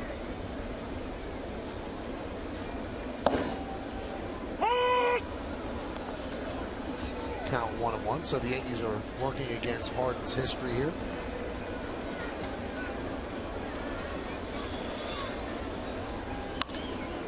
High pop-up. Coming on is crisp a long way for the first out. Michael, you and Kenny talked about how the Red Sox had a deal in place for Harden, but then didn't like the medical records. They were willing to trade Lars Anderson, but there was also a player to be named later as part of that deal, and the Red Sox wanted to pull that out of the deal once they studied the medicals on Harden. I mean, he struck out 11 in his last start. You look at the way he's pitching today. Granted, it's only the 3rd inning, but he obviously a guy with that fastball. He throws a lot of strikes. The Yankees have actually scouted his last couple of starts.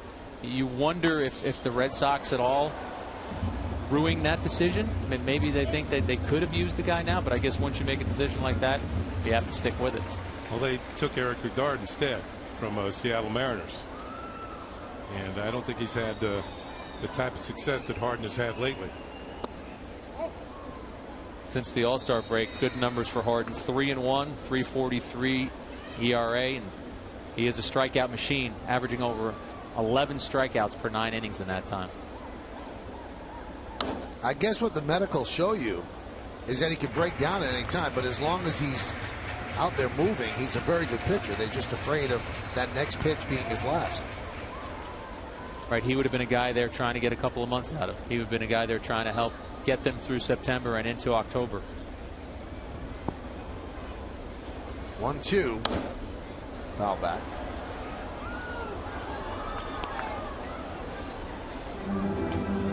Now Nick Swisher actually was a teammate of Harden's, and he says there's two Rich Hardens. Right, I talked to him before the game today, Michael, and he said it depends which guy we get. Is it the guy who's going to be in there at around 91 miles per hour with his fastball? And that one's popped up. That was 93. Wrecker makes the play coolly for the second out. Right, Harden averages about 92 with his fastball this year, Swisher said, but then some days you get the guy who's up there around 94 to 96, and we saw, Kenny mentioned that the one pitch he threw earlier in the game to Jeter was up around 96, and Swisher said he's such a good pitcher, if he has those couple extra miles of velocity, it makes it even more difficult for you to do something against him. Here's Alex Rodriguez looking for his first hit since coming on the DL. He's 0 for 6. Struck out in the first inning against Harden.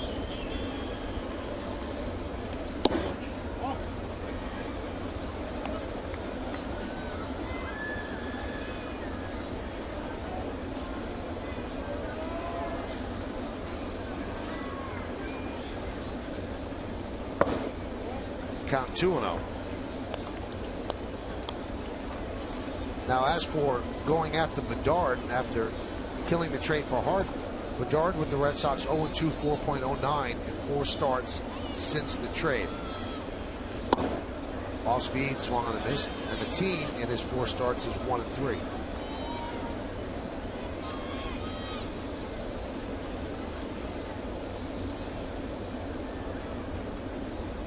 Two 1. 3-1.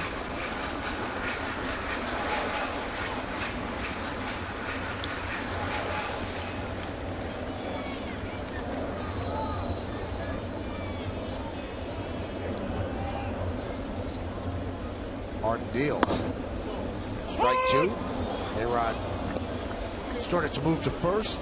Thought it was a ball 4 and a walk.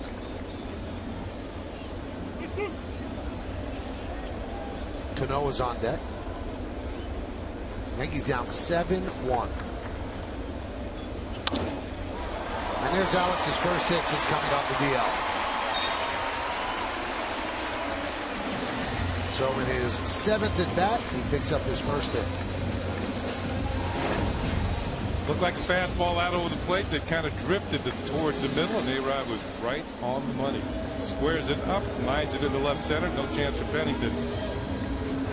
He's on with a 2-out single. Introduces himself to Brandon Allen over at first.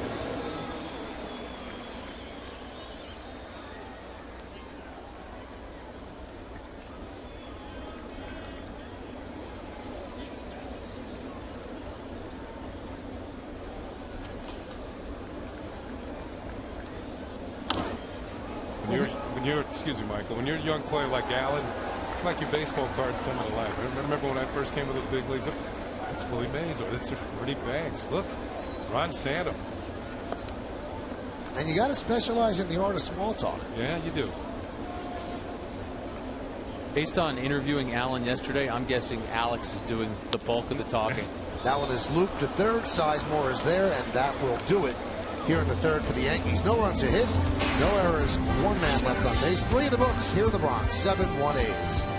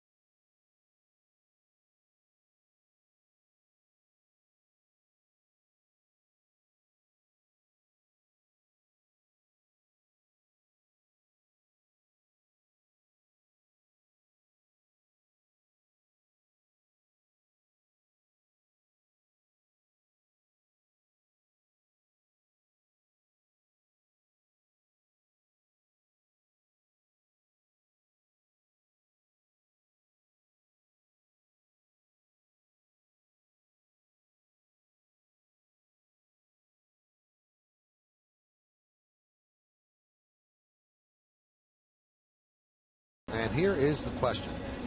The Yankees defeated the A's in the 2000 and 2001 ALDS. 2 Yankee pitchers picked up a win in each series. Who are they? Tell me, who are they? Bottom of the 4th will tell you. Well, we go to the 4th, and Jamal Weeks will lead off. He's 2 for 2 today with 2 runs scored and stolen base as well.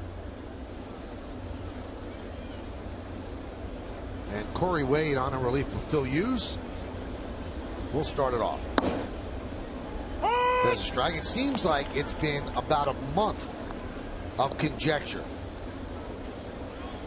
Who are the 5 Yankee starters? How do you divide 6 into 5? Who's going to start the second game of the playoffs if the Yankees make the postseason? And it seems, as the ground ball goes up the middle and through, as Weeks is 3 for 3, it seems as if it changes every other day. I'd say if you asked that question a month ago, who's starting game 2 in the playoffs? You'd say, most people would say Bartolo Colon. Now, you don't even know if he'd get a start in the playoffs the way he's pitching. Phil Hughes, 3 days ago, people said, well, he would start game 3. Now, following this game, you wonder if people think that way. So it's very fluid. A.J. Burnett, another guy who the Yankees have waited for him to produce. And Ivan Nova's probably their second best starter right now, Michael. But when Joe Girardi has fielded questions about that, he has said, I can't answer those questions because we don't know what's going to happen in the next month. CeCe is your mainstay at the top of the rotation. But you're right, Phil Hughes had been 3-1 with a 175 in his last 4 starts coming into today. You see this against a team like the A's, who are in the bottom 3 in a lot of offensive categories in the American League, and you start to say, all right, there are still spots out there. There are still people out there who can prove themselves and maybe move up in that rotation. Well, I think number 1, you got to see if everybody remains healthy, and number 2, how it plays out, how everybody pitches from this point on.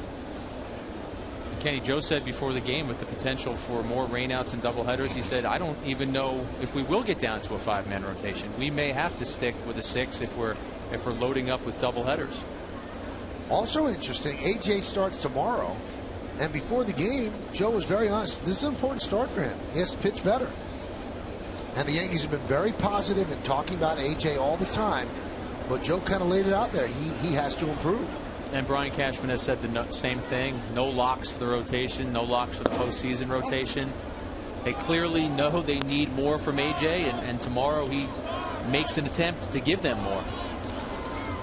And it's so interesting. Everybody, I think most fans have eliminated AJ in their mind as somebody important for the playoffs, and that's really not the smart thing to do, because what if he has a lights out September? He could be your number 2 starter, just the way it was planned in the offseason. Chris with a fly ball to center, and Granderson puts it away for the first out. Colon has logged a lot of innings, hasn't been the same pitcher in the second half. Freddie Garcia now hasn't pitched in a major league game going on about 3 weeks. So you're right, Burnett would be a dark horse, but the Yankees continue to put him out there and continue to hope that he gives them what they have always hoped he could give them. Well, Colon has already won more games than he's won in the season since 2005 when he won the Cy Young. And I think the Yankees, as far as he is concerned, got more than they expected, going all the way back to spring training. Kenny, you're so right. If he doesn't win another game for them, he's been great for them. He's got them to this point. 130 plus innings is more than he had pitched in the last 3 seasons combined.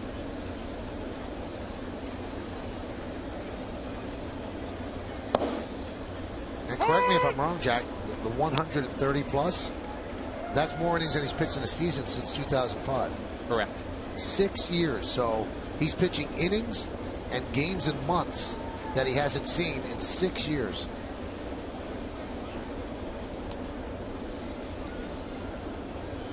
The 0-1. 1-1. The next time he starts, Michael, I will be interested to see what he does with his 2-seam fastball and how often he uses that pitch, because it was such a weapon for him early. And the other night he used it 2 or 3 times, and Joe Girardi said that he had gotten away from it because he didn't like the results he got from it in the Kansas City game. But that's a pitch Colon has to have. That's what helped make him who he was. I think in the Boston game too at Fenway, where Big Poppy took him. No, that was a breaking ball. That was a slider that hung. But still, He's been getting up more home runs than he was early in the season.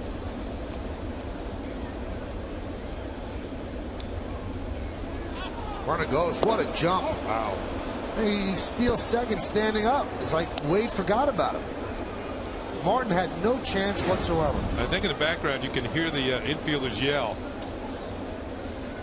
Not on the replay, but Weeks is now 3 for 3. The Yankees did a good job of holding him down until this game. He was 1 for 9 in this series coming in, and now has 2 stolen bases, 2 runs scored, and 3 hits.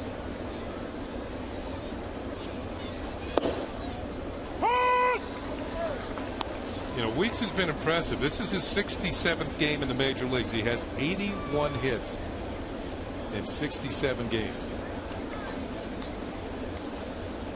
He looks like he's about 12. He looks like he's about 12. Looks like he could be playing in the Little League World Series. He really looks young. About to say the same thing. 2-2. Jackie told us yesterday, did Francisco Cervelli get those spikes out? You know what, Michael? I was told they were sent out. I didn't see Cervelli or Ayala before the game. As you know, day game after night game, the players had a late reporting time and there was no batting practice. But the word was they were going to arrive in Williamsport today for those kids. So a lot of happy kids. And as I said, I think they were sending extra pairs. So maybe the Japanese team will get some. They're going to pass those around, I bet.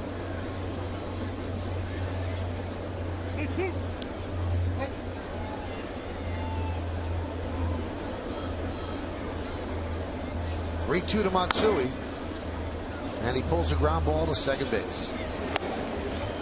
And Weeks is going to move to third with 2 outs. Take the Yankees with you when you travel out of the Yankees home territory. Subscribe to MLB.tv today to see Yankees games live or on demand on your computer and your favorite devices. Visit Yankees.com to order and get more details. MLB.tv, baseball everywhere. How about this? The sun has peeked through, and Curtis Granderson had to go get sunglasses, and the crowd is applauding the sun. Or maybe his effort to go get the glasses. Thinking ahead. Didn't think we'd see this today. Kind of blinded by the light.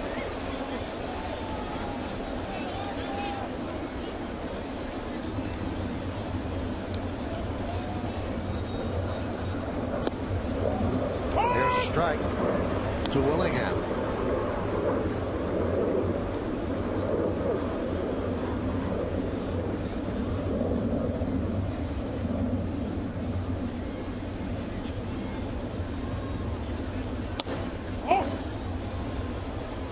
Count 1-1.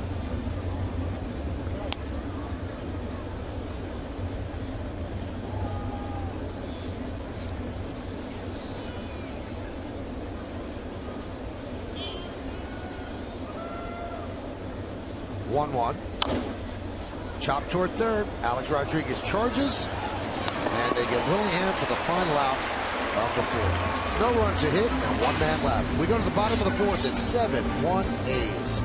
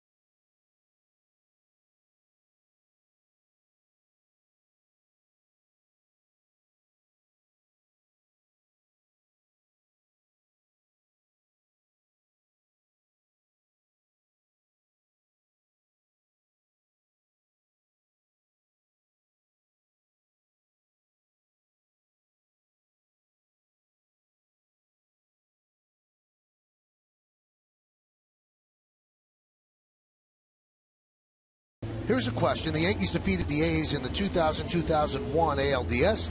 2 Yankee pitchers picked up a win in each series. Who are they? The answer is El Duque and Mike Stanton. Didn't El Duque just retire the other day? Officially? I think he just officially announced his retirement.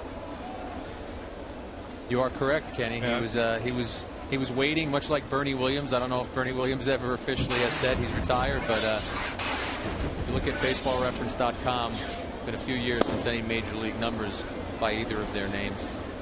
Nick Swisher swings and misses, starting off the bottom of the 4th inning. That's a great website, by the way. Absolutely. Anything you want to know about baseball.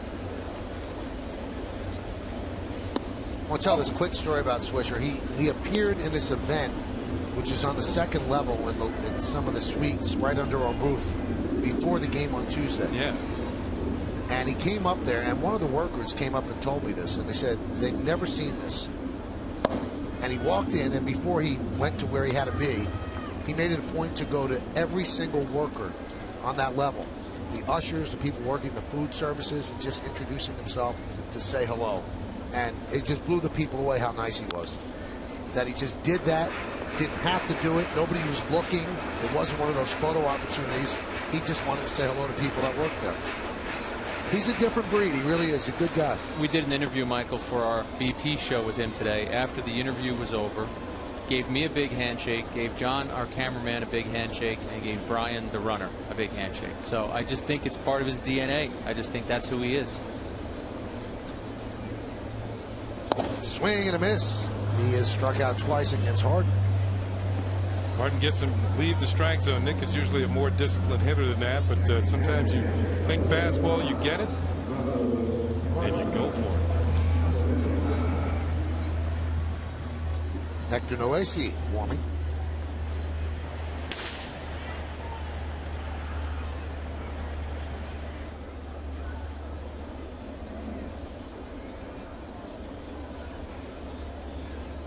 There's Russell Martin. He lofts one to right field and deep. Going back is De Jesus. On the track, at the wall. See ya! Home run into the short porch at right. Russell Martin. And the Yankees now trail 7-2. Now Rich Harden kind of has a bemused grin on his face as Martin circles the bases. Well, he said that Russell Martin's been picking up the pace with the bat of late. He's 2 for 2 today. That's home run number 16 on the year.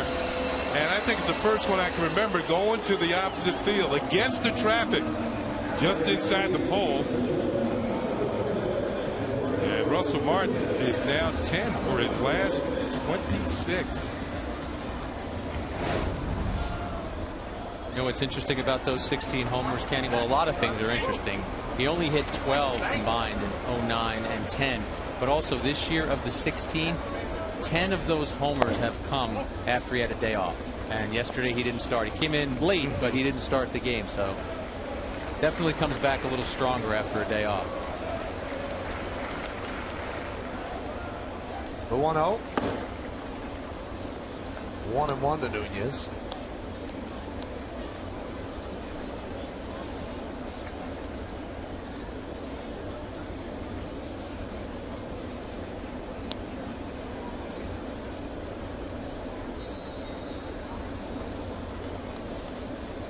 Game certainly far from over. Plenty of time. Yankees trail 7-2, trying to chip away against Rich Harden. Home run against the A's is a significant thing. They've allowed the fewest home runs in the American League, 69.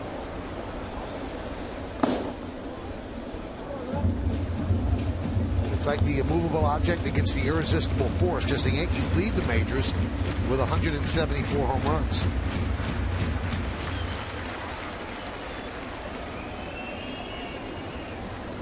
Pitching coach Romanek watching Harden closely.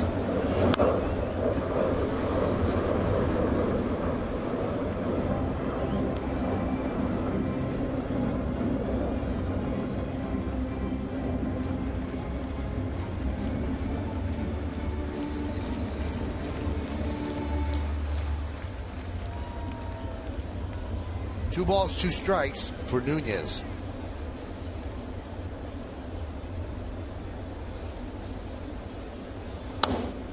foul back.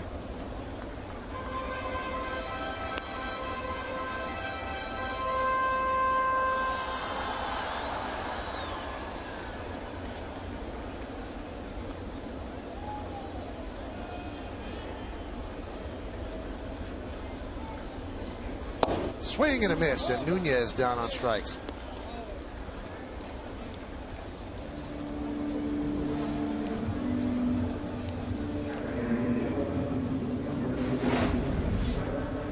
Here's a look at the last pitch, and Harden, that's usually where Nunez likes it. It shows you how well Harden's throwing.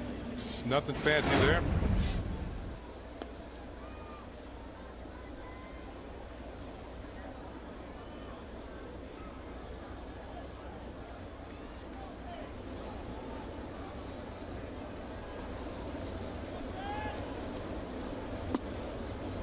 There's a strike to Gardner.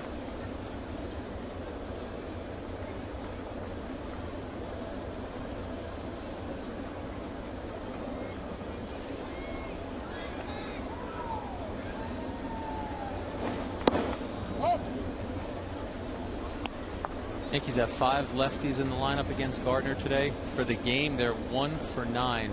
Interesting stat. Harden as a right-handed pitcher coming into this game, lefties were hitting 165 against him. High fly ball, deep right center, giving chase is De Jesus on the run, and he makes the play. Taking an extra base hit away from Brett Gardner, probably a triple. But the Yankees inch closer. A great trade play by De Jesus, but Russell Martin hits a home run to make it 7-2.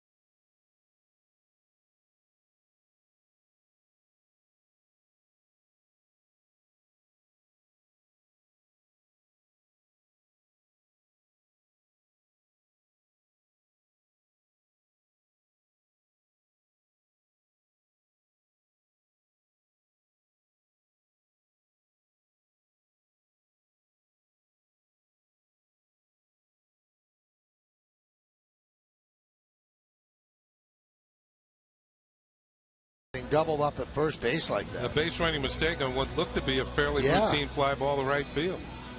Well, we go to the 5th inning here at the stadium. New pitcher for the Yankees, taking over for Corey Wade. It's going to be Hector Noesi. Noesi's done a good job for the Yankees, 2-0 with a 3.63 ERA. And Joe Girardi's just trying to pace this game together, keep it right here, give the Yankee offense time to get back in it. And his starter only gave him 2 2/3 innings, and Corey Wade then went 1 1/3. And on the Accel Express, it's 7-2 as we go to the 5th.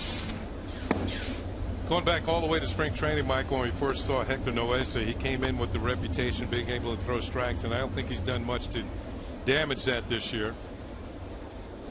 I think back to his first appearance in the major leagues, that relief appearance in Baltimore, where he threw a lot of strikes and stranded a lot of runners and won his first big league game in his first appearance in extra innings. That was a gutty performance. He was staring down a loss at any time, at maintain the ability to get outs with runners on base. Dribbled slowly up the third baseline. That's going to be a base hit. Couldn't have rolled it out any better. So an infield single from Brandon Allen. Sometimes it's not how hard you hit him, it's where you hit him. Yeah, Allen can smile about this one. I think he's talking to the sheriff. You know, sometimes you get down to first, and after a hit like this, the first baseman will say, "Did you get all of that one?" He got enough of it to give himself a base hit.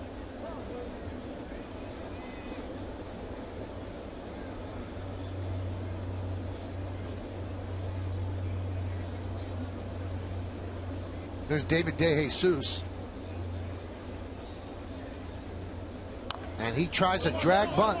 Gets it down. Noesi feels there's nobody covering. First and second, nobody out for the A's. Crowd getting a little bit restless. Team's up 7-2, maybe not expecting a bunt from DeJesus, but Cano was playing a double play death, which means he was pinched towards second base. So he had a long way to go.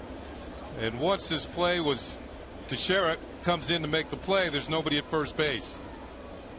Noesi has nobody to throw the ball to. I know this sounds like a small thing. A lot of pitchers pick that up and throw it to first base and don't even look if there's anybody there. Yeah.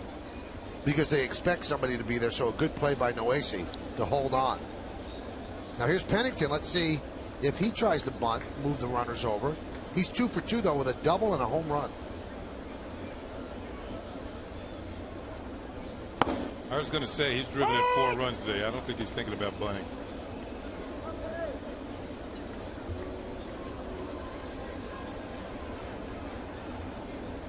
DeJesus is now 3 for 3.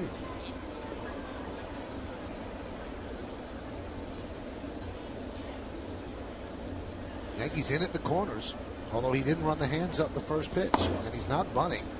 Count 1-1.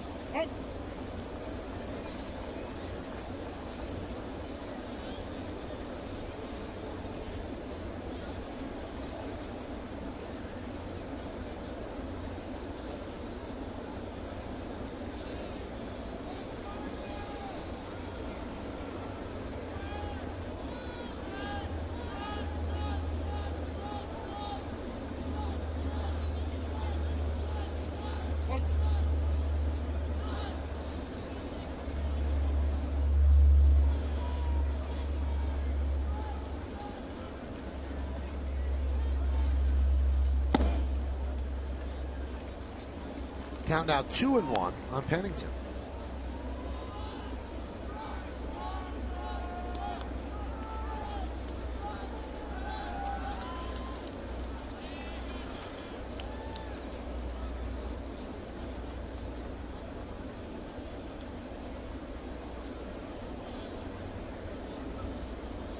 The 2-1.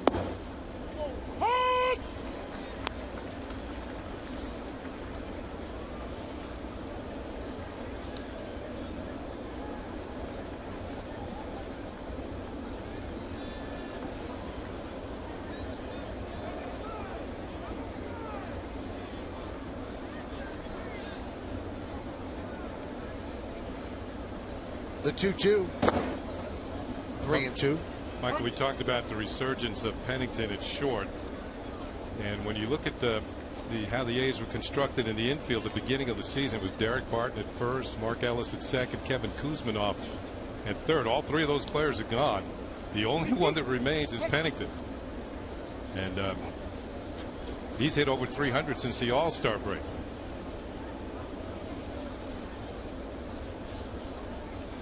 And the payoff. That one's lofted in the left center. Backing up is Granderson. He'll make the play. Tagging is Allen. He's going to go to third. He'll make it. Heads up base running by Brandon Allen as Pennington makes the first out. Again, a ball that's well hit by Pennington, sending Granderson back and having to throw while moving away from his target. So he got the ball back in. Allen heads up play, moves over to third.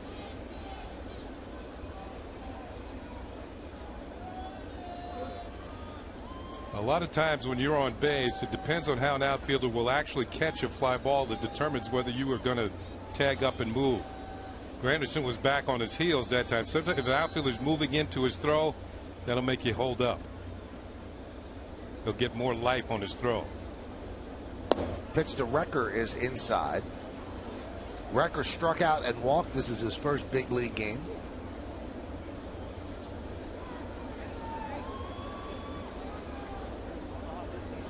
His last name is a good last name for a guy who drives in a lot of runs.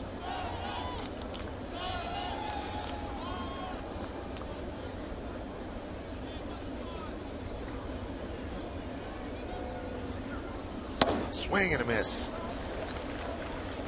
Count 1-1.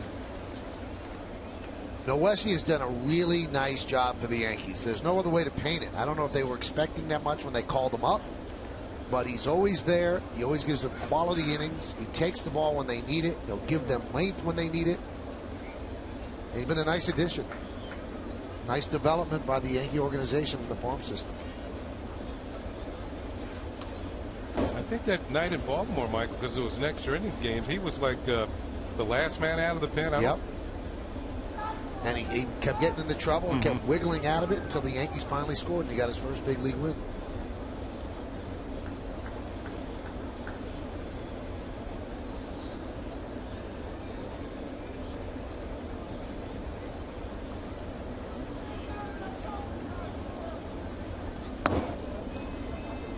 Count 2-1.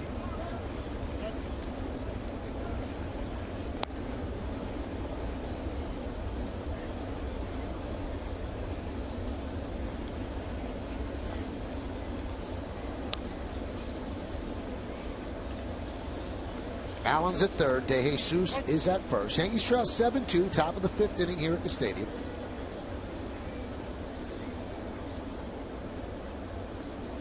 And the pitch. Strike. Count 2-2.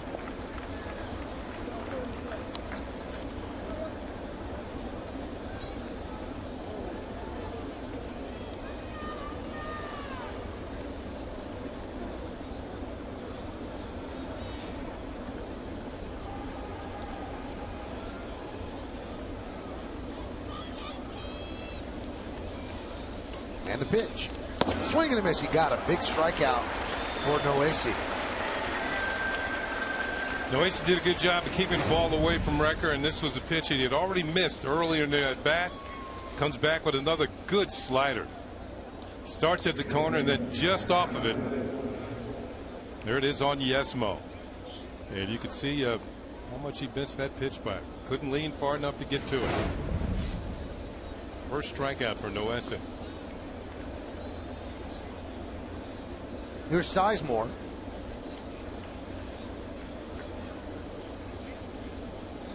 Noesi deals. Pitch has a lot of movement away from the right-handed batters. 1-0.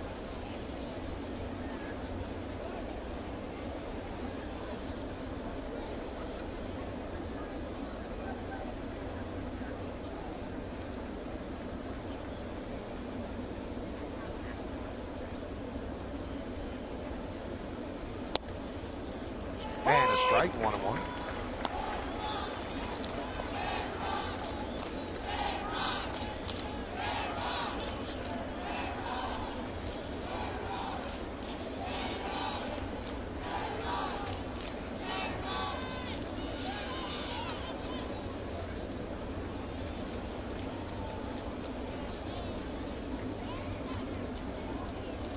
One pitch.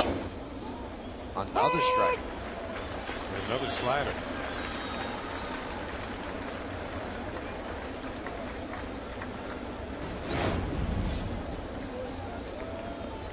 Been his best pitch. That's why he's staying with it.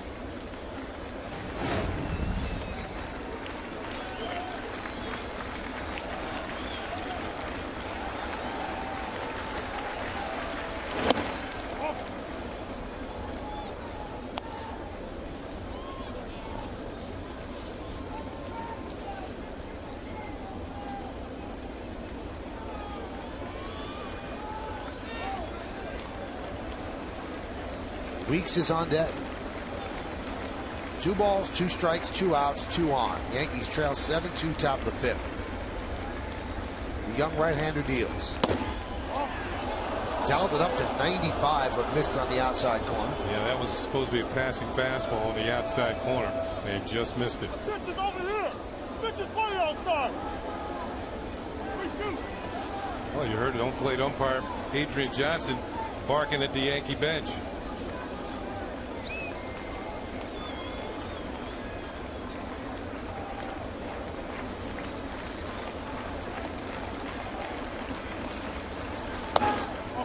Just missed outside. The bases are loaded.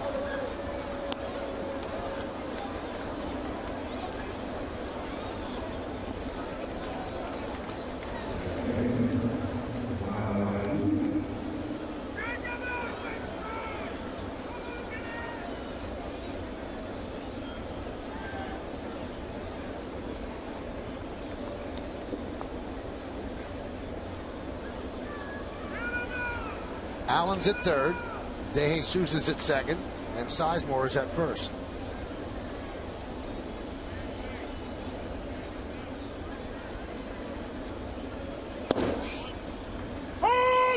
There's a strike. Count 0-1.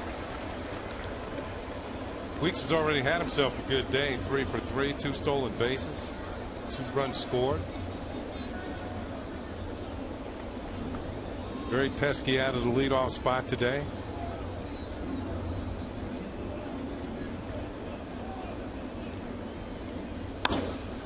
Hot shot, but grabbed there on one hop by Cano. Good job by Noesi to work out of the jam. No runs, 2 hits, and the bases are left loaded. We're halfway through, 7-2 A's.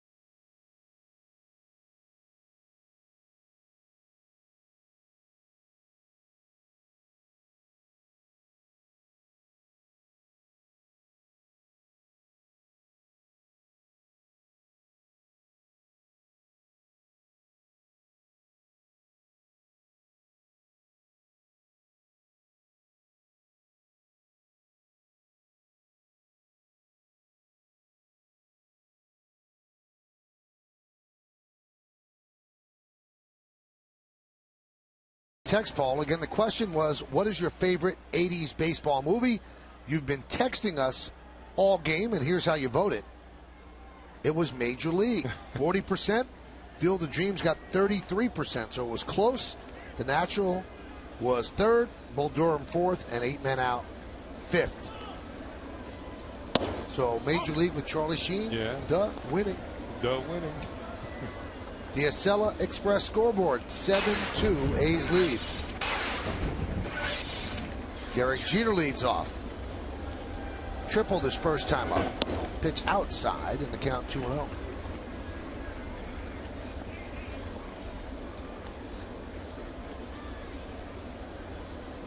Each of the first 2 games of this series, the Yankees battled back and made it interesting. They were down 6-0 in the first game, and had the bases loaded in the bottom of the 9th inning and lost the game 6-5. And Derek Jeter continues to hit. So he is 2 for 3. What a series he's had. 3 hits on Tuesday, 2 yesterday, and 2 today. Very convenient. 7-11. 7 for 11 in this series. And this one is smoked towards the middle. A lot of his hits have gone right back to the middle lately.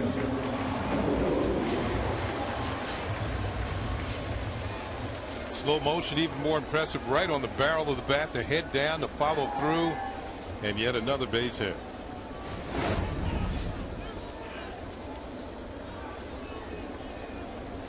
Here's Granderson.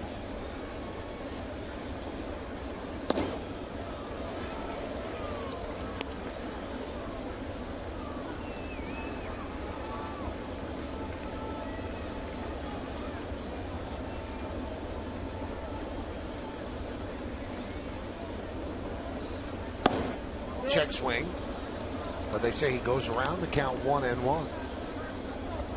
Curson, a little bit of a slide right now. He's 0 for 2 today, and he's 1 for his last 17.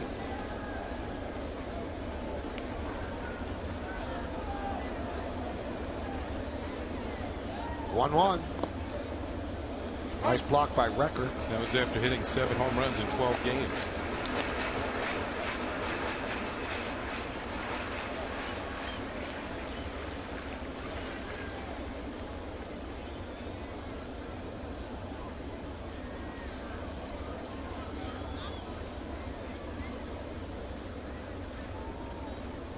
And the count 3-1.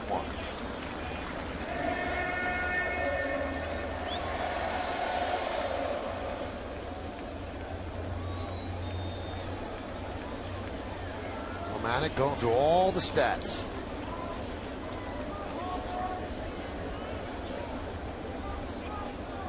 Jeter leads off first. The 3-1. Rip foul. Count 3-2. We watch Romantic, or the pitching coach Ron Romantic, all 3 games. He's had that sort of mappish looking sheet in his hand. You know, like you unfold it, there's a map of the American League or something.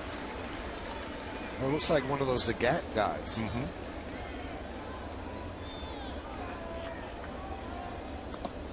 That one gets away from Recker. Jeter will go to second. A walk issued to Granderson. The Yankees rallying here in the bottom of the 5th inning. First and second, nobody out, and the heart of the order coming up. First walk allowed by Harden today.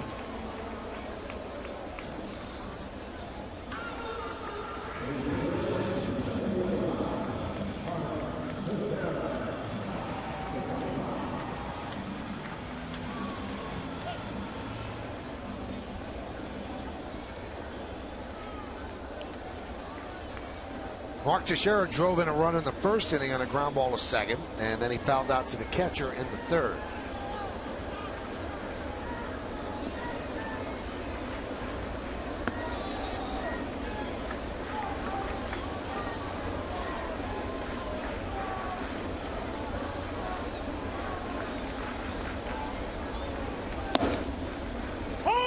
Harden lays it in there for a strike. Yankees like the fact getting Harden's pitch count up. They don't let this guy go too long with all of his arm problems. If you could push him up to 100 here, you're going into the A's bullpen.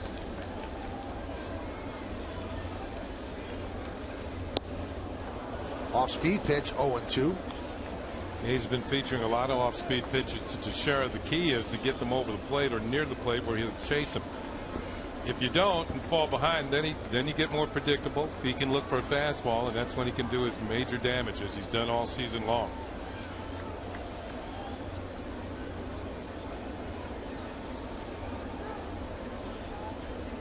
The 0-2 inside with the fastball, still throwing hard, 94 miles an hour, 1-2. Yeah, that was sort of like to show him a fastball and maybe come back with something off speed.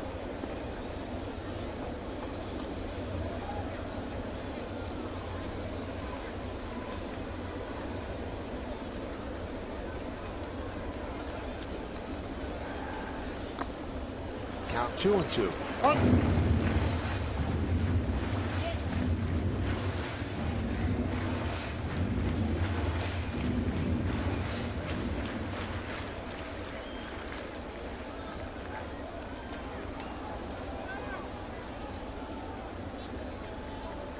Jeter's at second and Granderson is at first.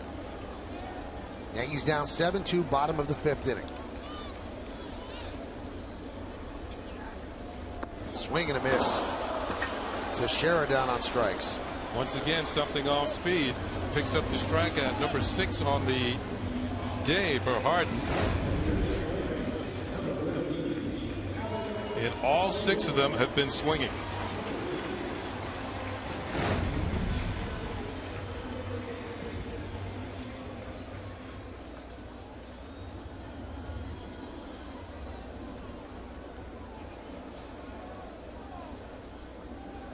Here's Alex Rodriguez. He's 1 for 2. He struck out in the first and singled to left in the third.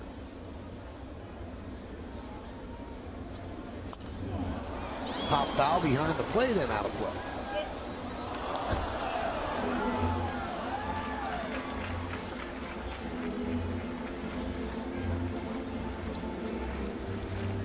Well, A-Rod's got that first hit out of the way. That came in his last at bat. First hit since coming off the DL.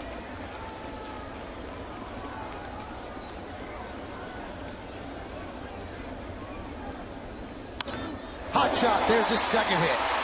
Jeter rounds third. He's going to stop right there. Held up by Thompson. And the Yankees have the bases loaded in the 5th. Now's not the time to get somebody thrown out at home plate. So Robbie Thompson going to have the bases loaded. You have a good solid hitter coming up next. A-Rod with his second hit. Trying to get up and in, and he wouldn't have any of it. Just dragged it right through the hole and into left field. Quick wristed. It appears his hand is bothering him today. A couple of solid singles for Alex Rodriguez. Boy, can you imagine what a boon that would be for the Yankees to get back a vintage Alex Rodriguez after the knee surgery? I mean, they've been scoring runs even without him. Craig Breslow is starting to get ready, but that just puts their offense into a whole nother gear if you include a future Hall of Famer there. Bases loaded. Here is Robinson Cano. He's 1 for 2. He's hit 16 straight games. Swing and a miss. Cano 5 grand slams in his career, a .311 hitter with the bases loaded.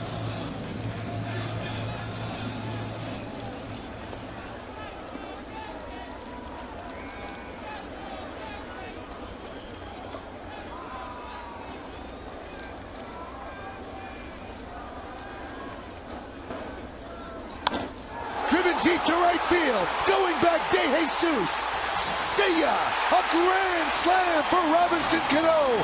And the Yankees are right back in it. They trail 7-6.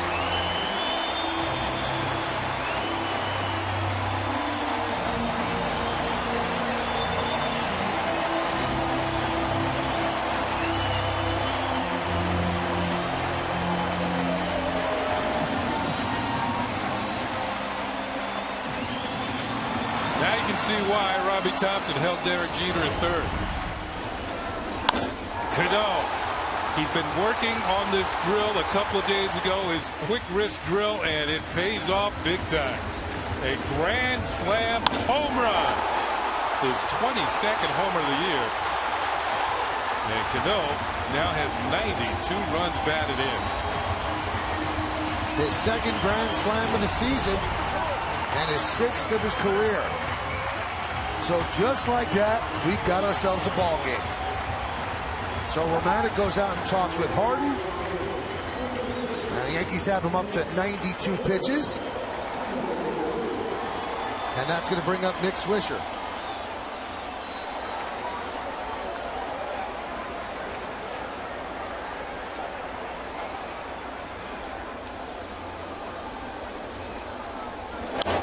Swisher fouls it back. Nick has struck out twice against Harden. A's led 1-0 after half inning. Yankees tied it up at 1-1. Then the A's led 2-1 and 7-1. But the Yankees with a run in the 4th made it 7-2. Now 4 here in the 5th. It's 7-6. Swing and a miss. 0-2.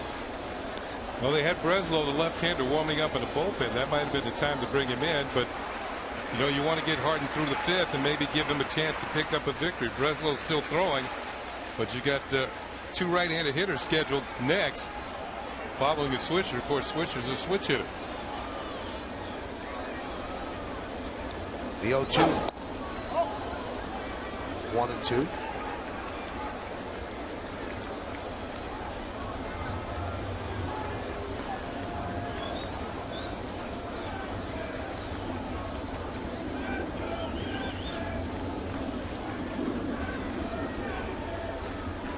And the pitch. That one's drilled to right field. Right down the line. And one hop up against the wall. Swisher's going for 2. De Jesus' throw. Not in time. A double for Nick Swisher.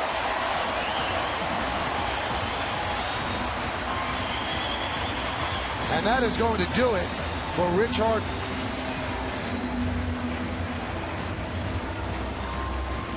So Craig Breslow, the left-hander, will come in. Harden will not get a win. Now the A's are simply trying to hold on. The Yankees are coming. They trail 7-6.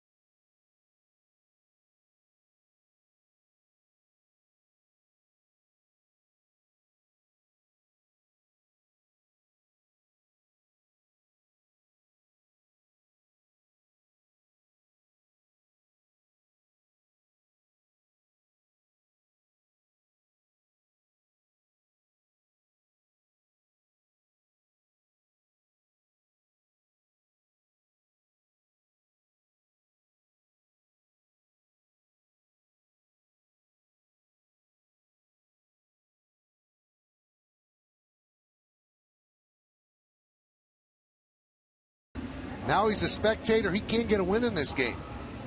Part of the problem was he couldn't get Robinson Cano out with the bases loaded. Cano connected with a grand slam to make it 7-6. Then Nick Swisher's double knocked Harden out of the game as Bob Melvin brings in the left-hander Craig Breslow. Breslow's numbers 0-2 with a 4.12 ERA. This will be his 53rd game. Opponents hit .318 against him. There's still just one out in this inning.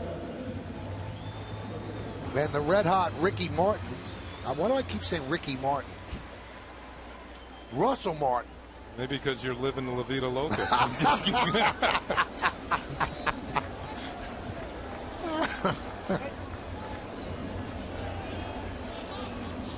Here's Russell Martin. He is 2 for 2. No relation, right? None. No. Way outside. So a spirited comeback by the Yankees on kind of a dreary day. Start of the game delayed 1 hour and 29 minutes.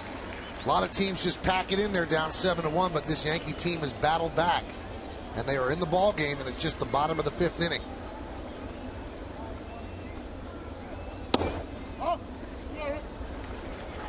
Count 2-0.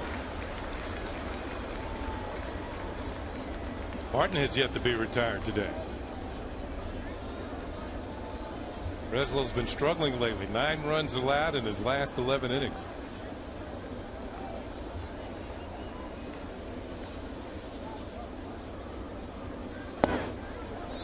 Three and 0.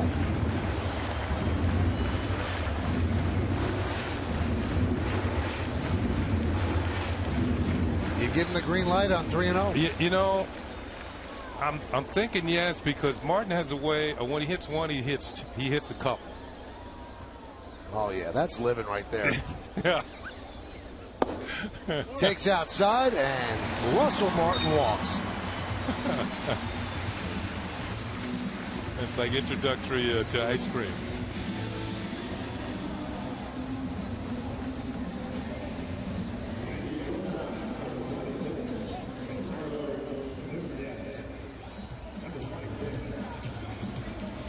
Hasn't Russell, not Ricky Martin, but Russell Martin, hasn't he had 3 multi-home run games this year? I think that's right. I will defer to you. Oh, okay. Here's Eduardo Nunez. Tying runs at second base.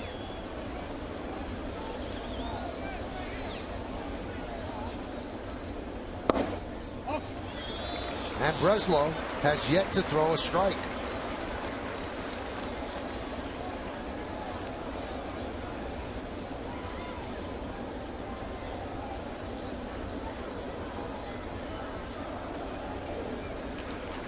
Boston, Baltimore, and Minnesota. The 1-0. Finally a strike from Breslow. The count 1-1.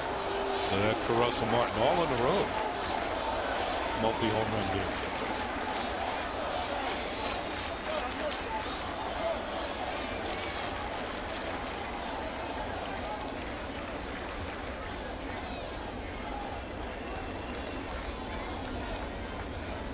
Nunez 1 for 2, singled off the arm of Harden and then struck out.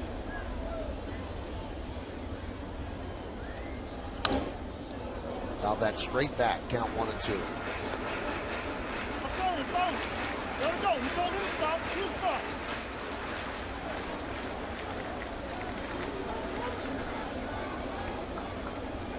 Swisher is on second. Martin is on first. 1 man out. Bottom of the 5th. 4 runs already in. A's lead the Yankees 7-6.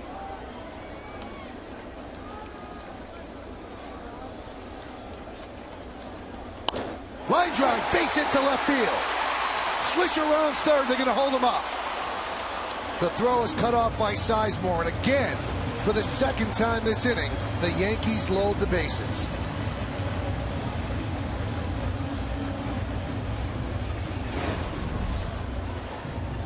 This time, Nunez goes down and gets one. He's a good high ball hitter. This time, he rips one into left field for a base hit. They're going to hold Swisher at third. Willingham had the ball when Swisher was touching third base. And Willingham's got a pretty strong arm, so that it's going to give the Yankees yet another bases loaded chance here in the 5th inning. And Brett Gardner is due. He has really stranded runners in this series. Bases loaded in the 2nd inning. He popped up to short. In the 7th inning, 1st and 3rd last night, with nobody out, he popped up to 3rd. So the bases are loaded right here for Gardner to come through. Pops that one up behind the plate and out of play. Yeah, Gardner's 1 for 12 in this series. And he's 3 for his last 32, although he was robbed of an extra base hit. A nice play by David DeJesus in the 4th inning.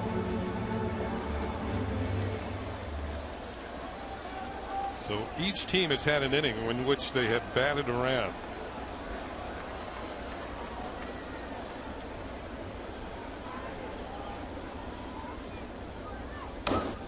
Fouled straight back. Now Oakland is shortened at short and second. They're not at double play depth. They're kind of halfway because they realize they've got to move quickly to try to double up Gardner.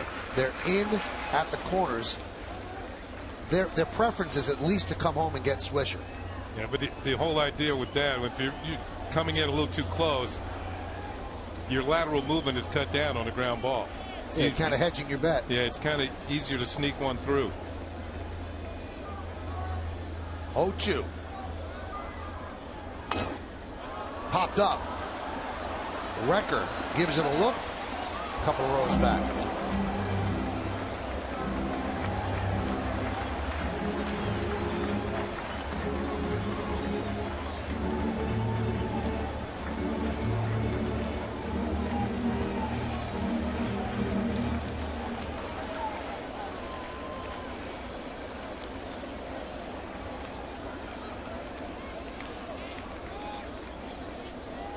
Swisher on third, Martin's at second, Nunez is at first.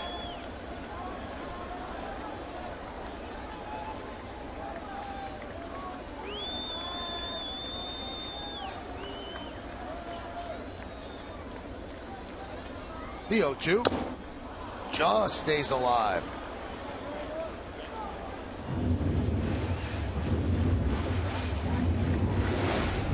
Kind of a slashing type swing for Brett Gardner.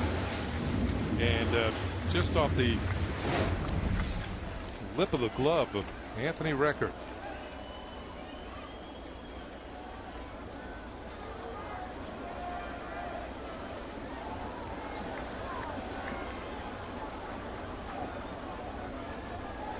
The 0-2 popped up. That is not going to get a run in. Pennington puts it away for the second out. That's going to leave it up to Jeter.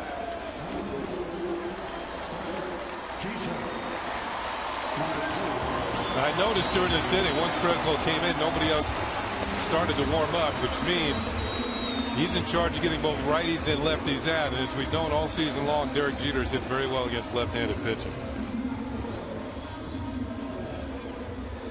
Jeter, 3 hits and 5 at-bats against Breslow. Derek is 2 for 3, hitting .299 on the season. Tripled in the first and scored. Grounded back to the mound in the second, single to right in the fifth, and also scored. So 2 runs scored for Derek.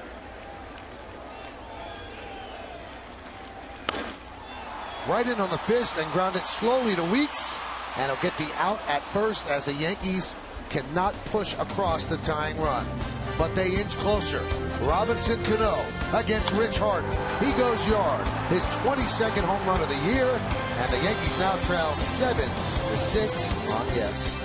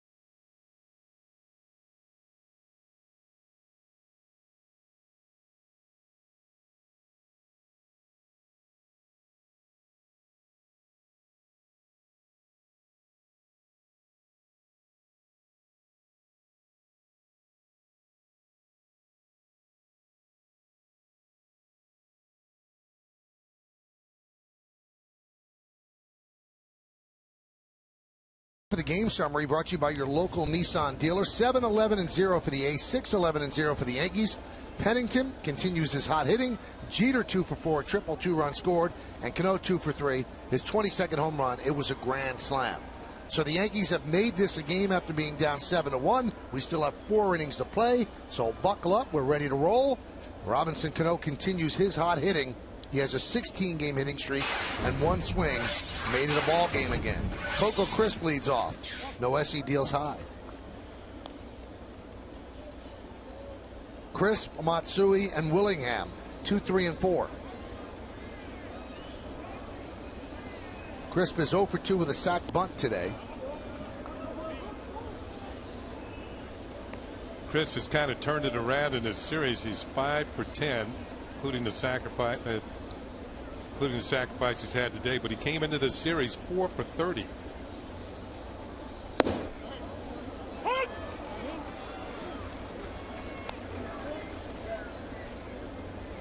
Yankees get Boone Logan up.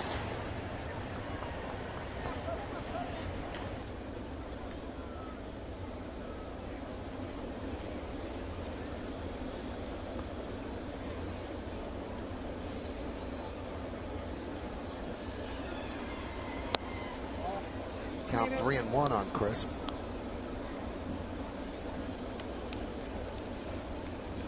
Amazing to me that Coco Chris could set his chin right on his front shoulder. Grounded. Oh, what a play by Cano. One away. Put together a highlight reel. Does it surprise you anymore? No. No, because he does this, I wouldn't say every day, but he's capable of doing it every day if he had to. Let's check it out on the Coors Light Freeze Cam. Hot one hopper off the bat of Coco Crisp. That is beautiful. And then he scrambles to his feet and throws out Chris for out number 1.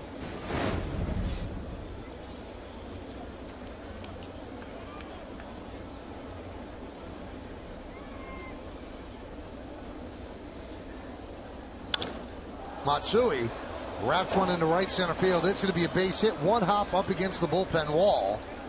Granderson gets the ball in. Then Matsui has his second hit of the afternoon.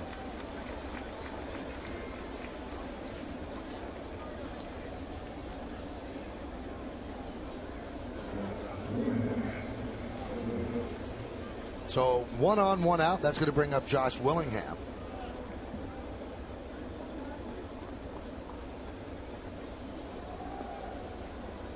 Well, yesterday, baseball lost a beloved figure, former Oriole and Blue Jay pitcher Mike Flanagan, former front office executive with the Orioles and a broadcaster as well.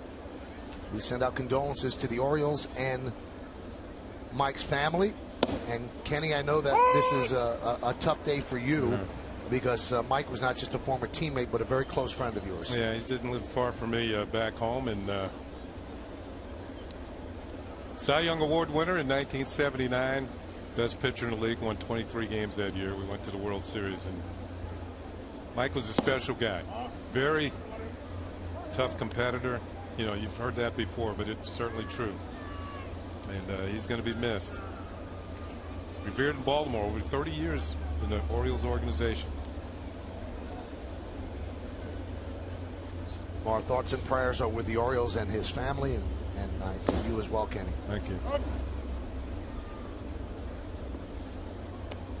Count 2-1 on Willingham.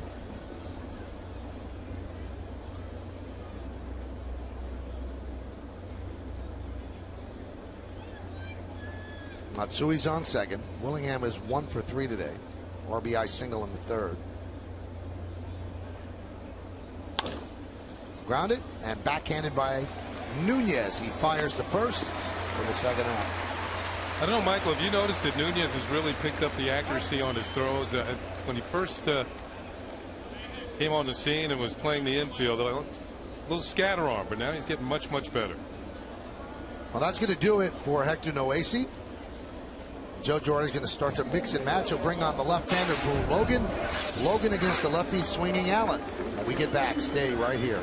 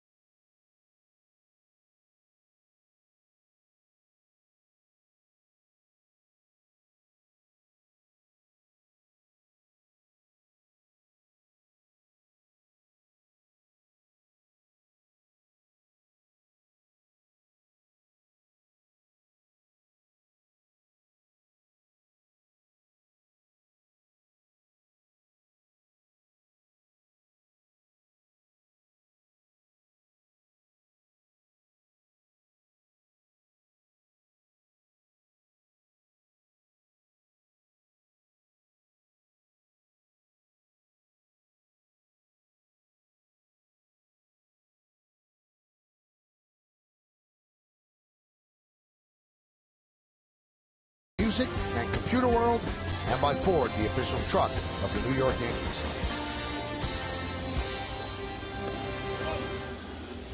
Well, it's going to become a battle of the bullpens now. Which bullpen will hold on? Yankees trail by 1. They want to keep it right here. And we're in the top of the 6th inning. They bring on Boone Logan. 47 games, 2.78 ERA. Well, Joe Girardi using this spot in the lineup to bring in his left-hander. 2 left-handed hitters scheduled. Allen to DeJesus. Pennington's a switch hitter. He follows.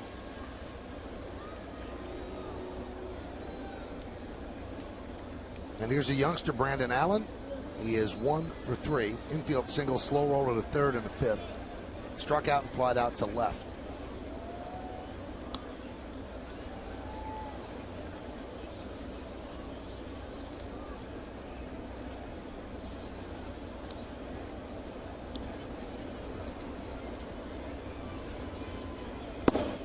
Breaking ball, strike.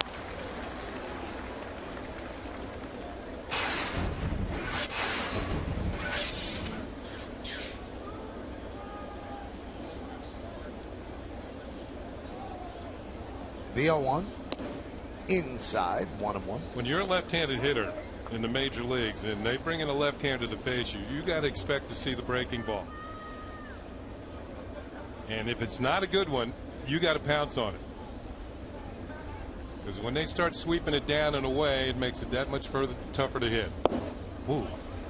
Good fastball on the outside corner. Now he's got the breaking ball set up off the plate. He's got a pitch to play with. Maybe get Allen to chase one.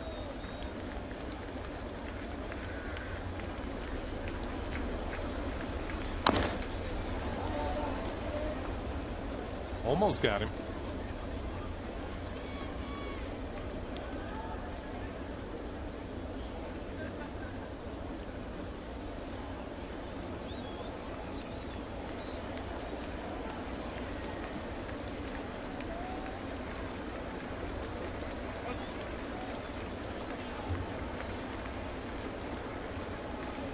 And the 1-2. Check the swing on the breaking ball in the dirt. And Corey Blazer agrees.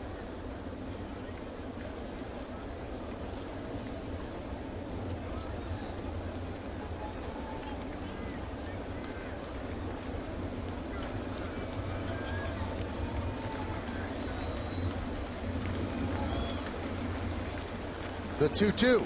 Swing and a miss. Got him. Brought the heat. And that'll do it in the 6th. No runs a hit. No errors and 1 man left. Robinson Cano has been doing it all. Grand slam to get the Yankees back in the game and then flash in some leather. Resume tape indeed, but he doesn't need a job.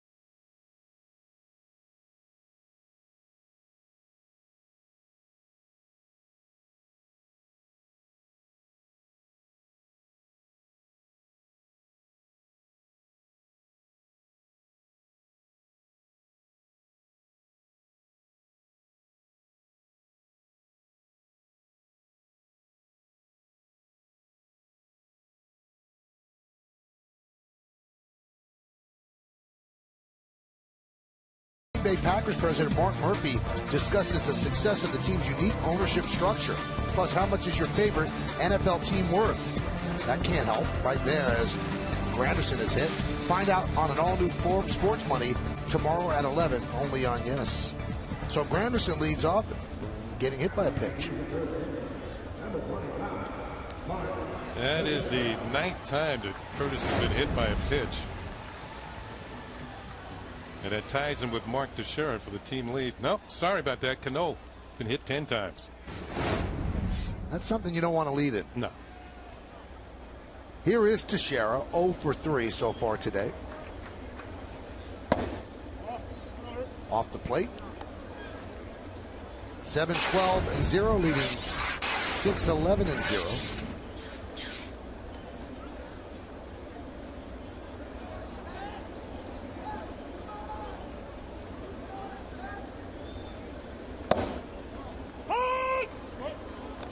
Count 1-1.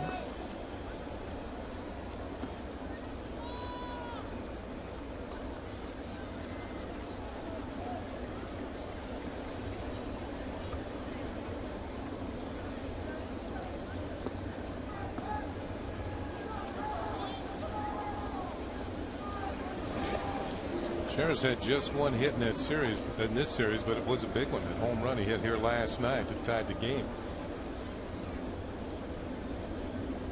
Yankees have battled back in each of these games. Trying not to fall short today.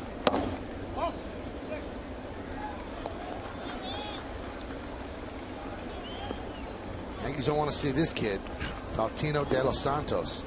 He was throwing gas yesterday. You got the win.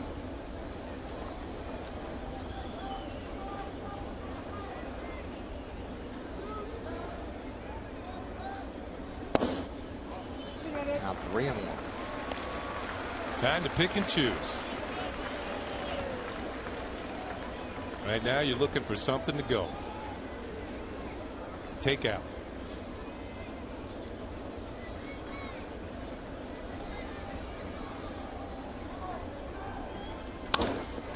Line to left field. Willingham makes the play for the first out. Teixeira had to reach for it just a little too far. And he hit a line drive, hit it solidly, but pitch is a little closer to him. He can get underneath it a little better. So you can see how he had to reach and hook it. He did hit a line drive, but it's almost directly at Willingham. And that's going to do it for Breslow.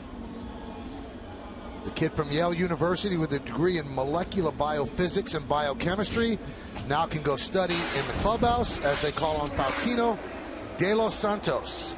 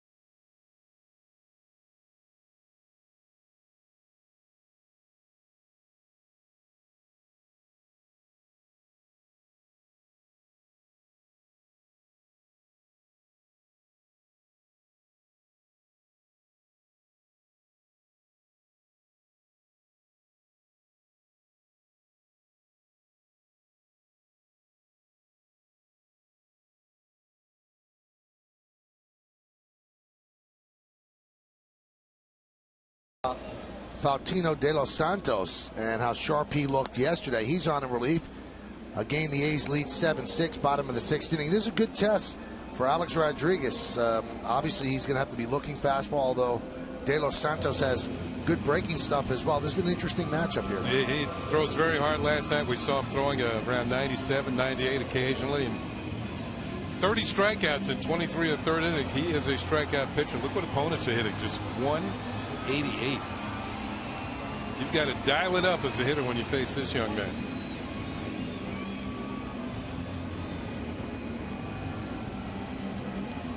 So Alex, 2 hits today. His first 2 hits since coming off the DL. He's 2 for 8. He was 0 for 5 in his first game Sunday. Then missed the first 2 games of this series with the jam left thumb. He suffered that on a ground ball he was fielding off the bat of Joe Mauer at third base. He struck out in the first inning and then singled to left twice. Also has scored a run. Granderson is at first.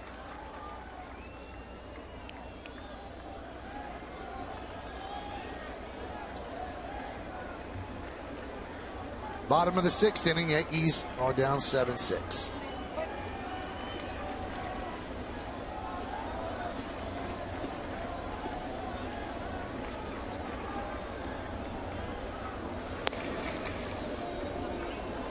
Throws the ball hard to first. Almost threw it away. 24 steals for Granderson. Been caught 10 times.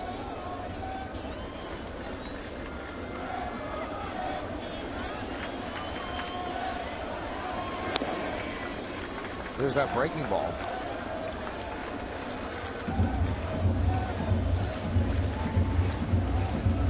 See how quickly De Los Santos gets. We know he gets the ball at home plate in a hurry. How quickly does he make his delivery?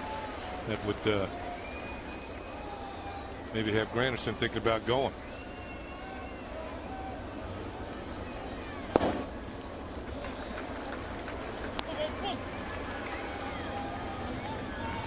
Fairly quick to home plate. Doesn't have that big high leg kick. A-Rod's now seen a fastball.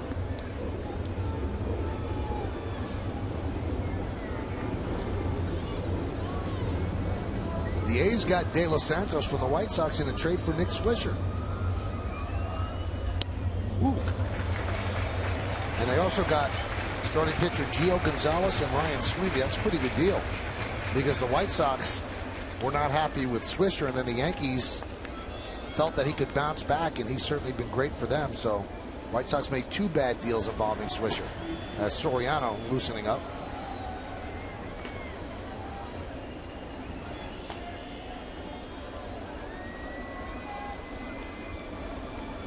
Here's the 3-0 to A-Rod. 95 right down the pipe. 3-1.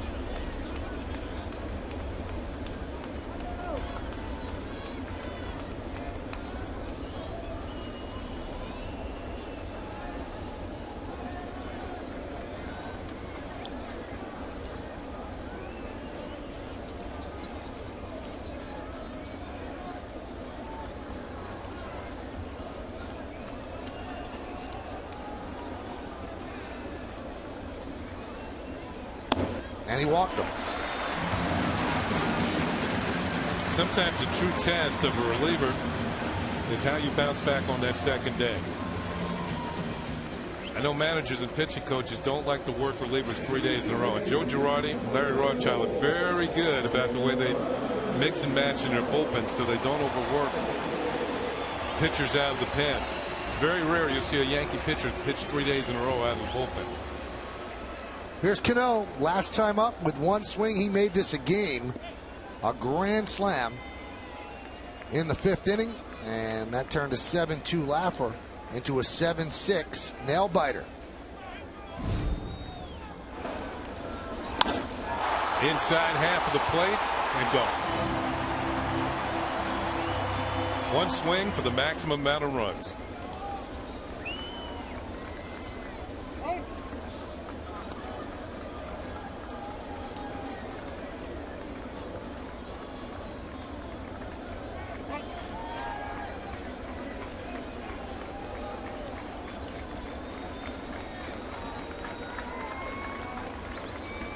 And the pitch.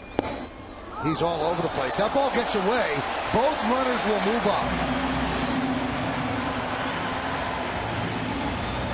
He looks nothing like the pitcher from last night. Be interesting to see what Bob Melvin does here. Is this ball's going to break off the glove of Recker?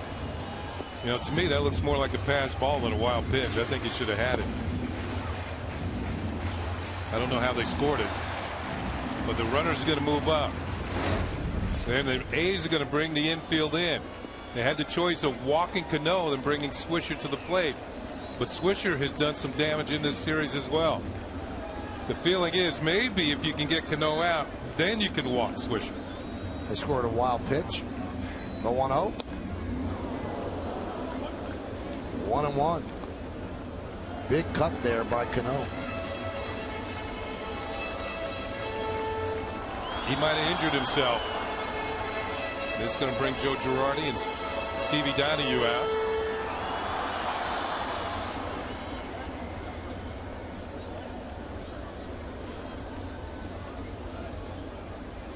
Looked as though his hand might have slipped as he was swinging the bat, and sometimes when you try and re-grip and not lose the bat, you can, you know, strain a finger or so.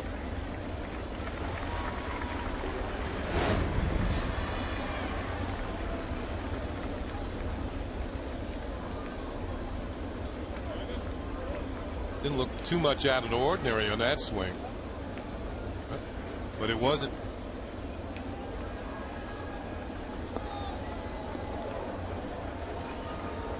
There's that fastball right on by him, about 95.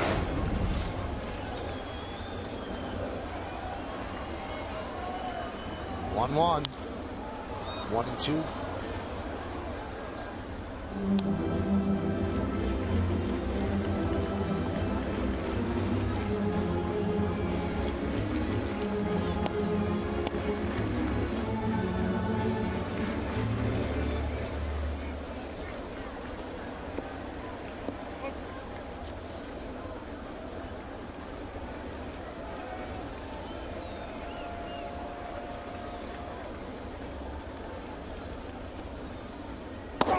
Swing and a miss, tied him up, and Cano down on strikes.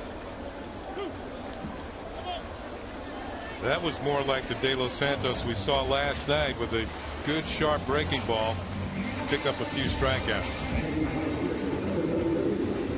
So now they'll talk it over.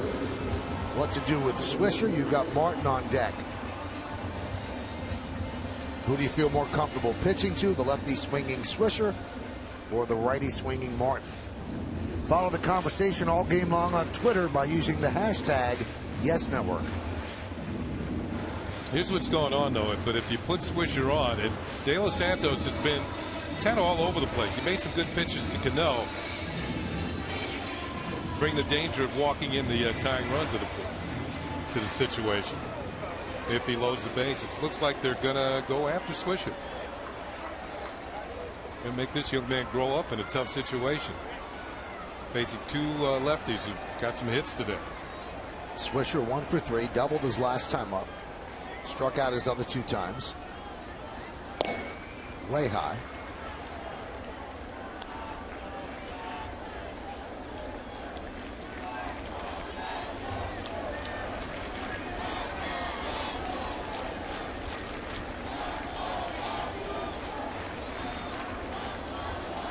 Granderson is at third, and A-Rod is at second.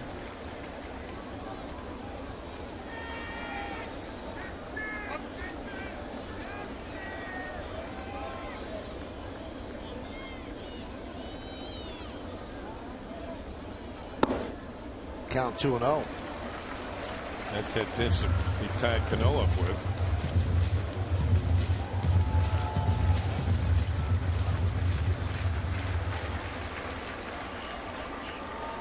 Now they're going to intentionally walk him. So they wanted to see if he would fish for anything out of the zone. That's not Swisher's game. So now they're going to take on Russell Martin.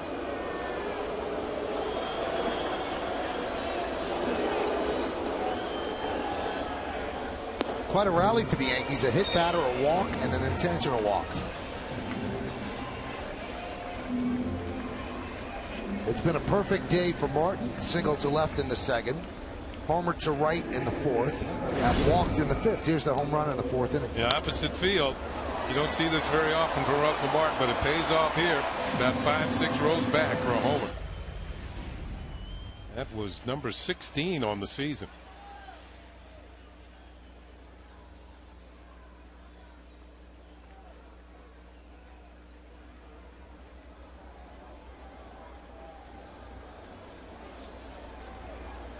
You see the base runners. All eyes on the batter now. Strike. Russell has very good numbers with the bases loaded. A .311 hitter with 2 grand slams. 23 for 74.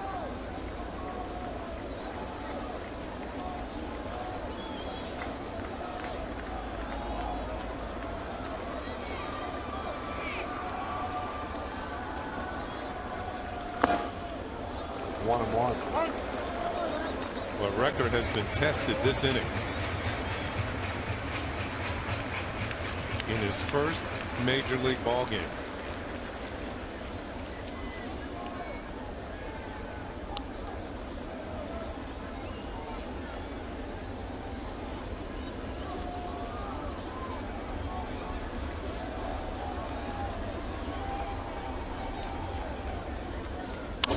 That one is driven out to right center field, giving chase De Jesus. He's not going to get there. No one is. A grand slam for Russell Martin. And the Yankees have come all the way back. They lead 10-7.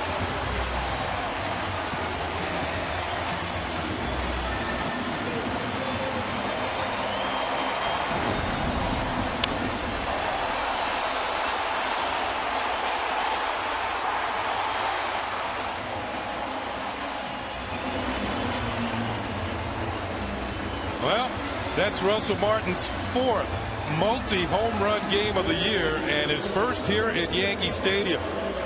The previous 3 had come on the road, and he picks on the front row just over the scoreboard in right field.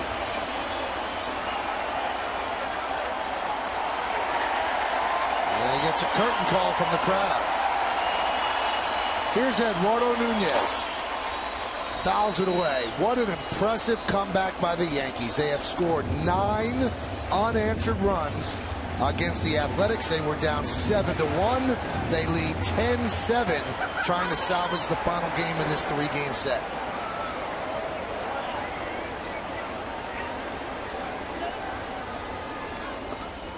Swing and a miss, 0-2.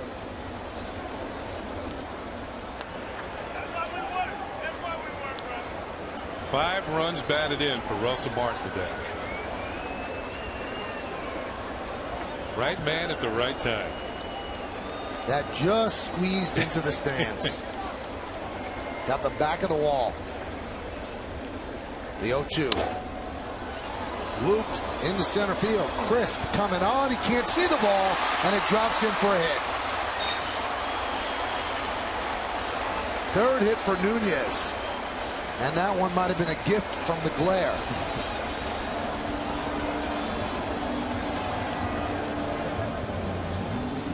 Looks like a line drive in the paper tomorrow. Kind of reaches out, pops it up, and Chris coming on. Where is it? I don't. There it is. You can see the sun glinting off his glasses. He had the glasses down, but just couldn't find it.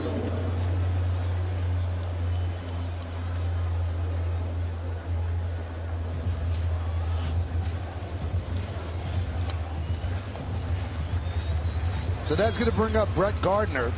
Gardner is 0 for 3. He has popped a short twice with the bases loaded and 1 out.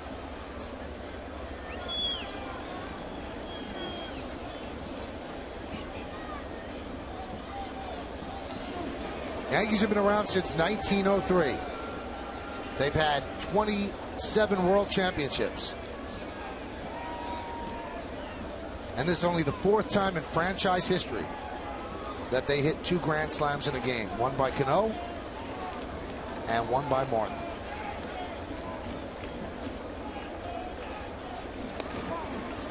keeping Nunez close.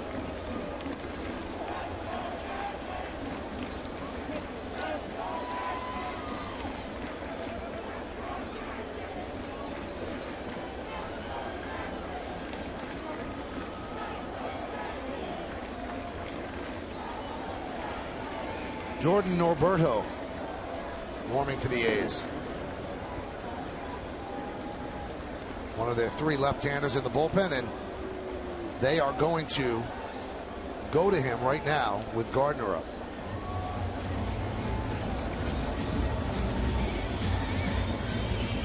So that's going to do it for De Los Santos. Not nearly as good as he was yesterday. Yankees lead 10-7.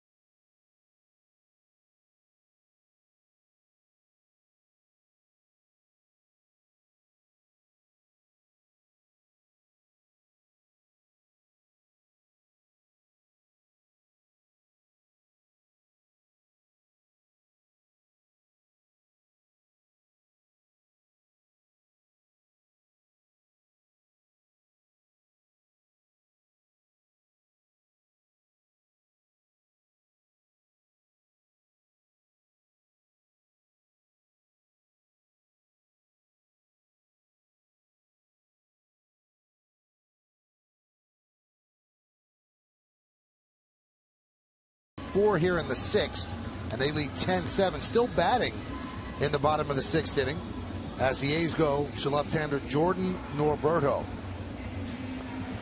Norberto came over in the deal with Brandon Allen for Brad Ziegler. That was on the 31st from the Arizona Diamondbacks.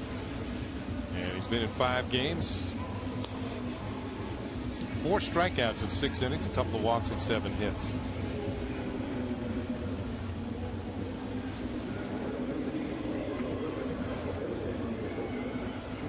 And he's going to face Brett Gardner.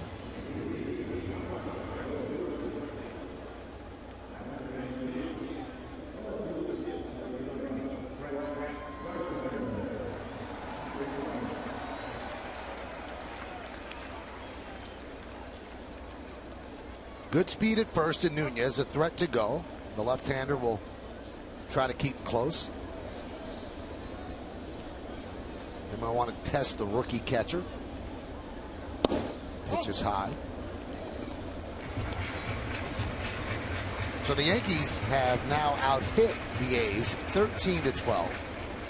And the comeback has erased the ineffectiveness of Phil Hughes, who lasted just 2 2/3 innings.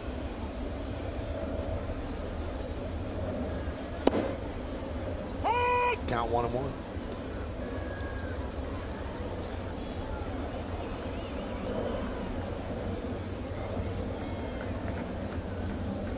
Yankees have hit 8 home runs in the 3 games, and against a team that has allowed the fewest in the league.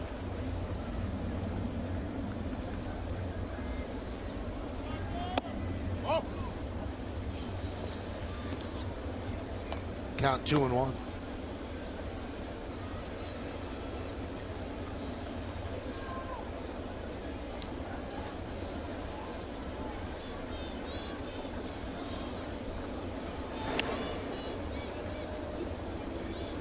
I think the key for the Yankees today is try and get the bases loaded. Somehow, just get 3 men on base.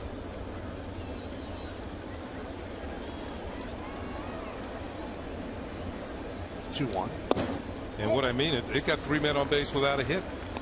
this inning. 2 walks, 1 intentional, and a hit batter.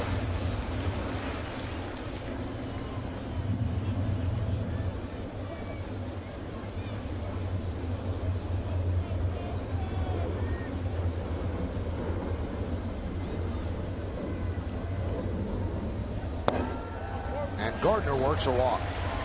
So for the second time today, the Yankees will bat around as Derek Jeter, the 9th Yankee to come to the plate. Now batting for the Yankees, number 2, Derek Jeter. Number 2. Derek tripled in the first and scored, grounded back to the mound, singled to right in the 5th and scored, and then grounded to second with the bases loaded and 2 outs in the 5th.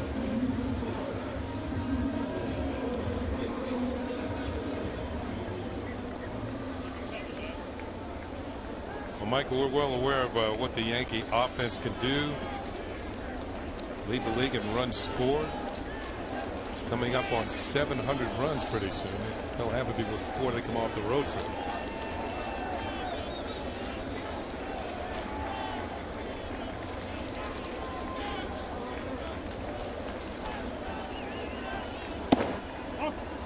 I think they're up to 694 runs scored.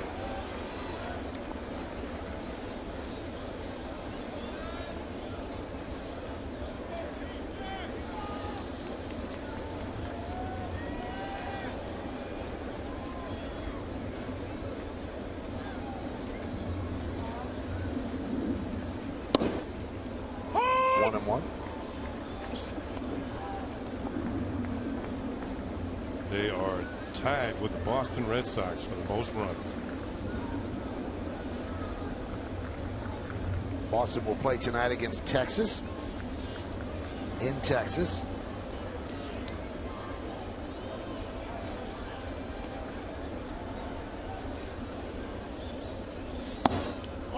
Count 2-1.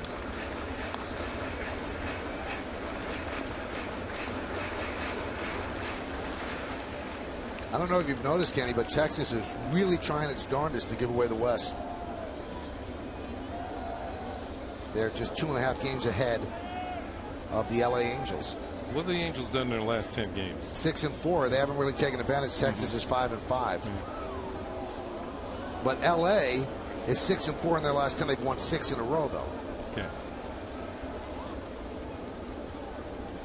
And they're just 2 back in the loss column. Yankees are a game behind the Red Sox. In the East, each team with 50 losses. Red Sox have 2 games in hand, so they're 79-50. The Yankees are 77-50. So essentially, you are tied when you have the same amount of losses.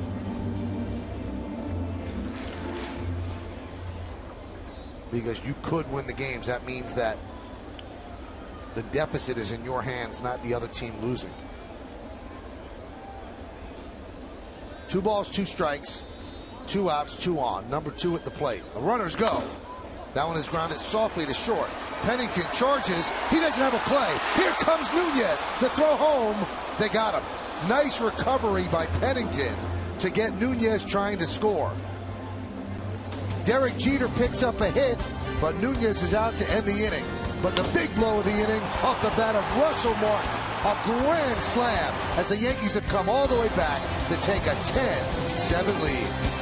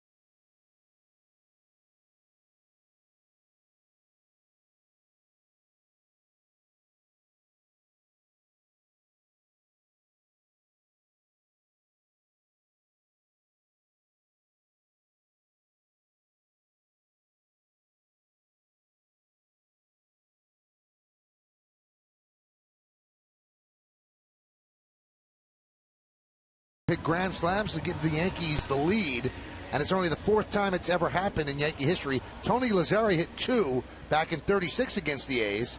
Winfield and Mattingly hit 1 apiece against the Blue Jays in '87. Then in '99, Bernie and Paul O'Neill went yard with the bases loaded against the Blue Jays. And why don't we take a look as Bernie Williams hit his against hard-throwing Billy Koch. So that one went. And then our good buddy Paul O'Neill against Paul Spoljaric. First pitch is a strike to David DeJesus. And Paulie goes yard against Spoljaric. Off a lefty, no less. They probably brought him in just to face Paul O'Neill. Bad move. Yep. So some history tied here at Yankee Stadium. Hey, there's still 3 innings to go on the Cadillac scoreboard. 10-7. Yankees lead. Right now, Boone Logan is the pitcher of record. He came in to strike out Brandon Allen in the 6th. And he's in there to face the lefty DeJesus in the 7th. 2-1.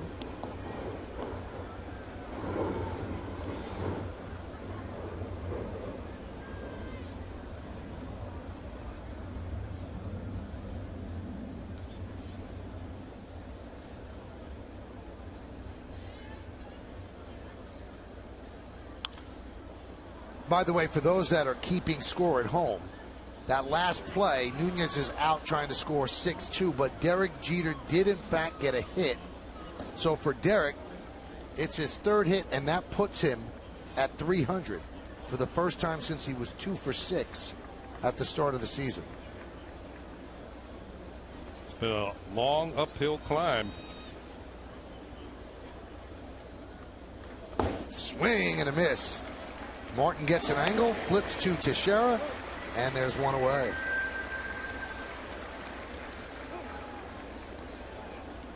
I believe the glove of Russell Martin, the webbing, took a beating and has now been exchanged. He's got a new glove.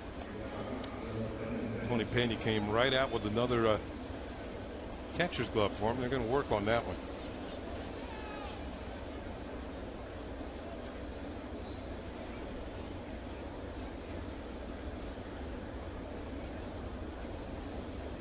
I believe those grand slams by Bernie Williams and Paul O'Neill were in consecutive innings like the ones today.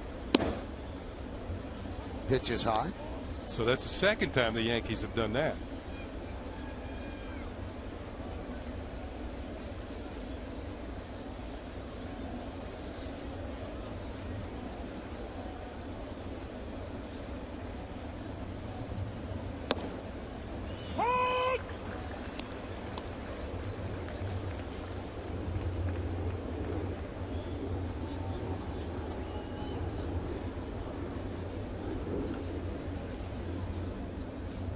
The 1-1. Fouled away.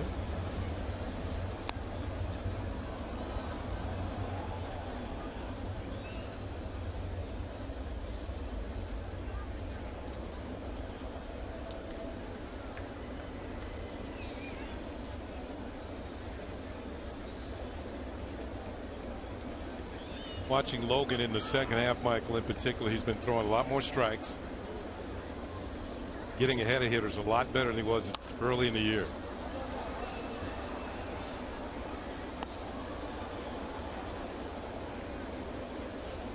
And seemed to be gaining confidence each and every time out there. Got good stuff.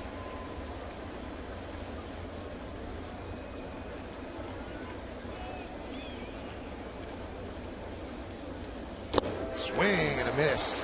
Pennington down on strikes. When Logan comes in out of the bullpen, he's faced 3 hitters and struck them all out.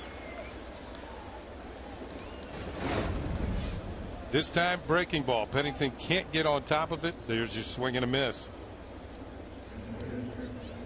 Logan's been impressive today.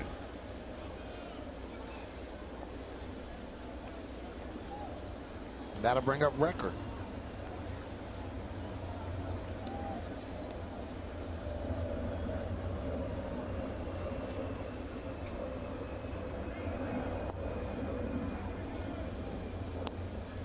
So showing a lot of faith here in Logan. He's got Soriano ready, but he likes the way Logan's throwing.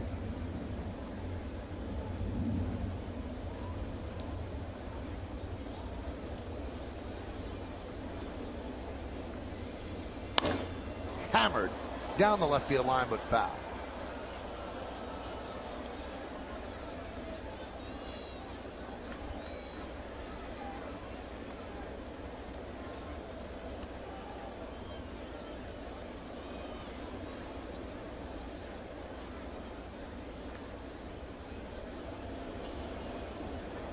Soriano's just a spectator right now, ready to come in. But Boone Logan is hoping to get some rest. Pitches outside.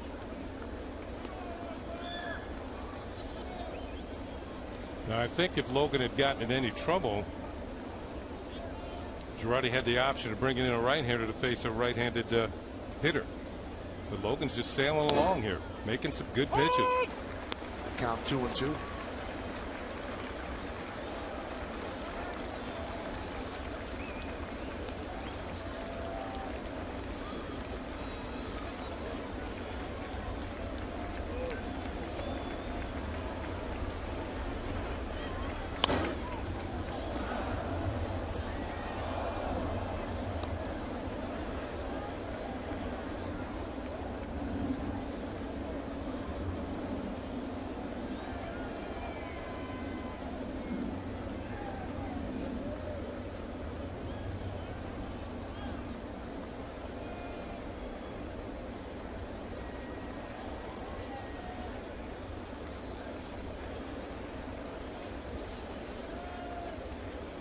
Swing and a miss. An impressive 7th inning for Boone Logan as he strikes out the side. Good performance by Logan. He has faced 4 batters. He struck out all 4. Middle of the 7th inning, time for the 7th inning stretch. Yankees lead 10-7, but we stay right here to honor America in the Bronx. Silent prayer as we remember the servicemen and women who are serving our country at home and around the globe. Thank you. Now join in Kate Smith's rendition of God Bless America.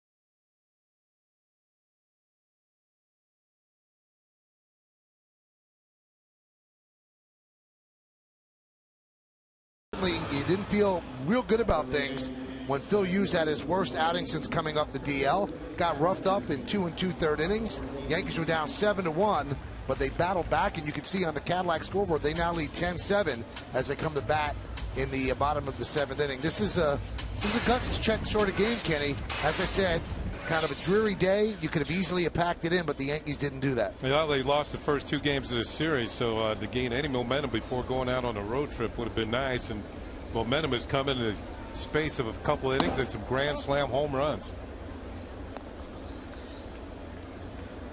Yeah, I think I've said it before. Some days you have to out-hit your own pitching. If the pitching's not good, the offense has to step up.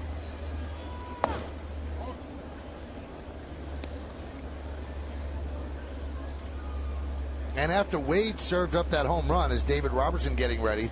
Noesi did a good job, and Logan has done a good job. Granderson swings and misses.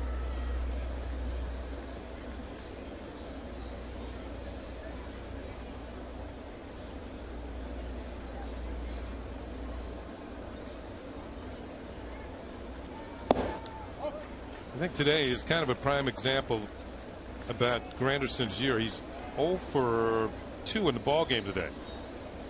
That makes him 0 for 9 in this series, but the 2 times he got on with a walk and hit by pitch, he scored runs. And that's how he leads the league in runs scored. He seems whenever he gets on base, no matter how he does it, he somehow gets a touch home plate. He's been a run scoring machine. 117 runs scored. His career high is 122. That was 4 years ago with the Detroit Tigers. There's Mark Teixeira. He's 0 for 4. And there's a strike.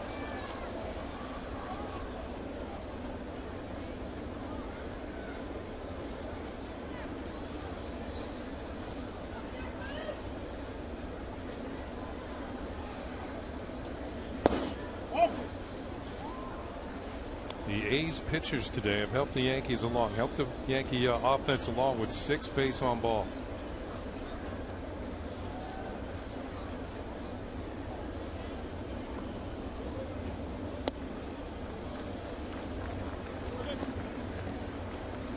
Count 2-1. 4 of those walks have scored, and the hit batter has also scored.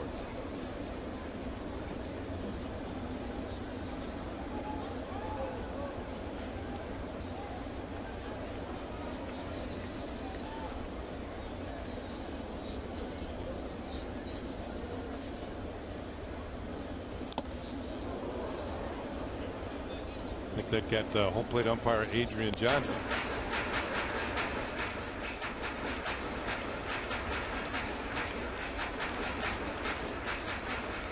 Staggered for a second. Didn't need the mandatory 8 count.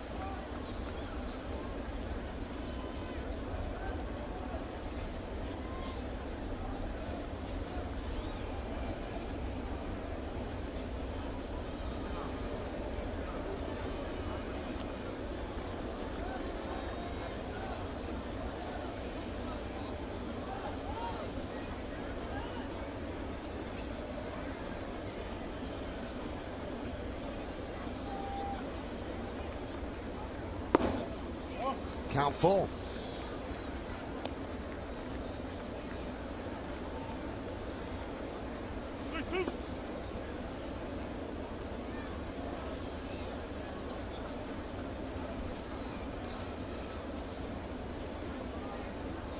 And he walked him.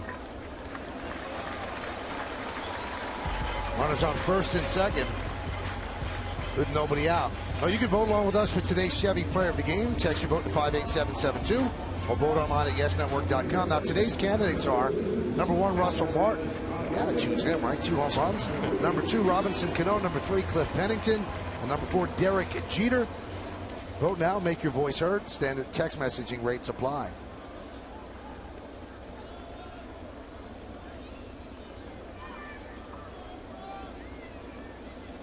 Who's the guy on Saturday Night Live with the subliminal messages? Kevin Nealon. Yeah, that's right. You got to vote for him.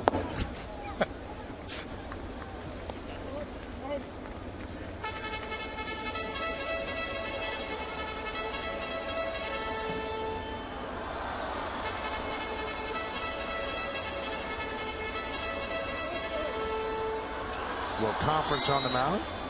Imagine if he did a game like that. I'm imagining it right now.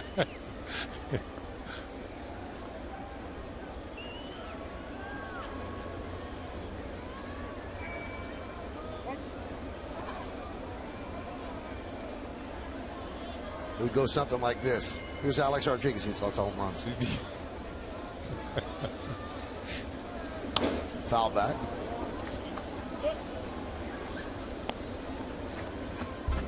Norberto has not done himself any favors by walking people.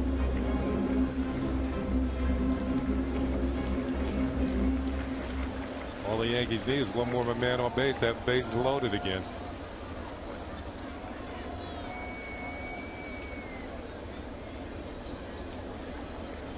And Cano's on deck.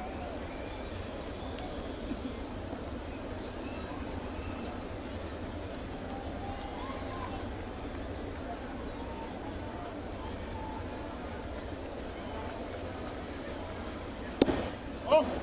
2-1.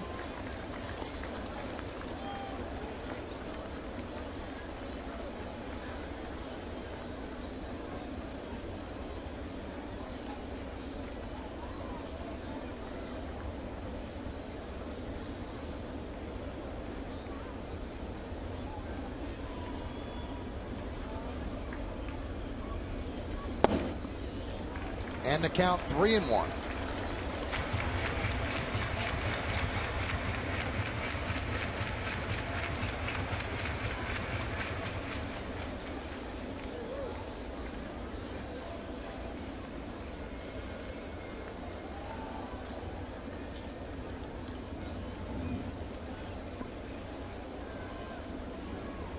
Roberto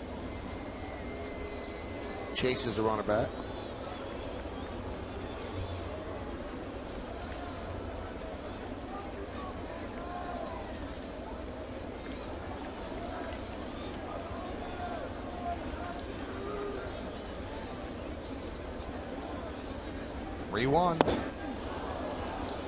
A-Rod looking to go yard. Count 3-2. Well, that's the type of swing you want. 3-1. Kind of air it out.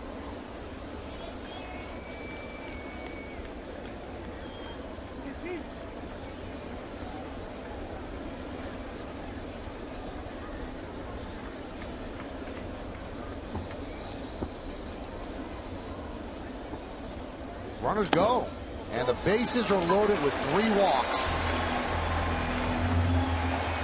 Time to take a look at the GE Capital partner play. Great partnerships are built on trust. At GE Capital, we prove that every day.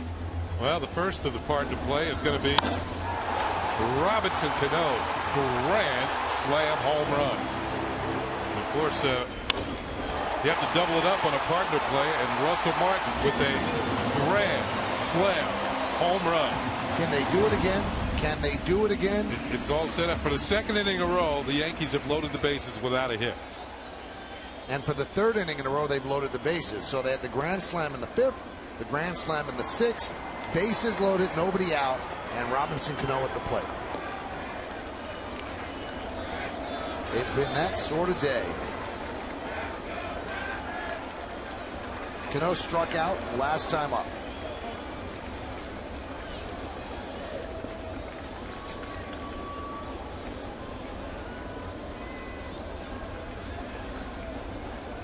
No team has ever hit 3 grand slams in a game. There's a strike. So the Yankees right now are knocking lightly on the door of history. Can they get in?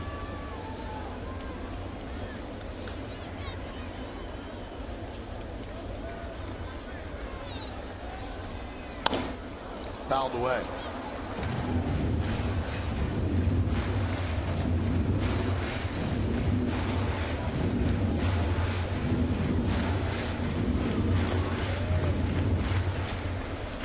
Granderson's at third, Teixeira's at second, Alex Rodriguez is at first.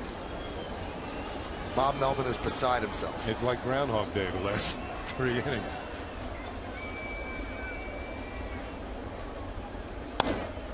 Fouled away.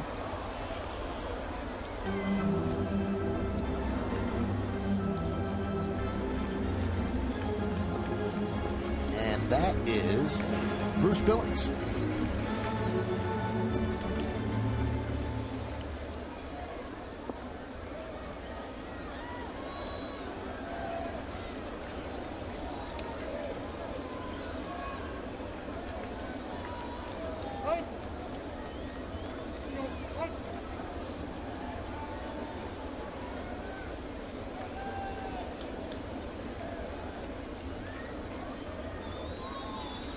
The 0-2.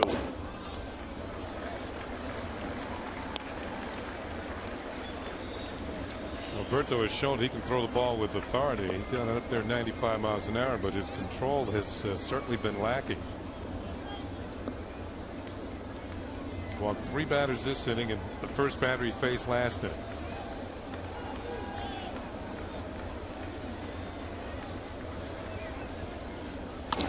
High drive, but he didn't get it. Crisp will make the catch.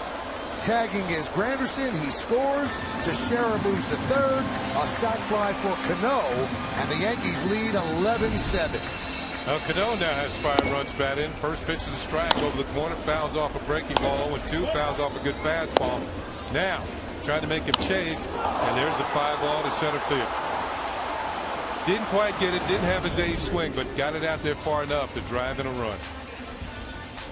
And the Yankees have scored a run without a hit here in the 7th inning.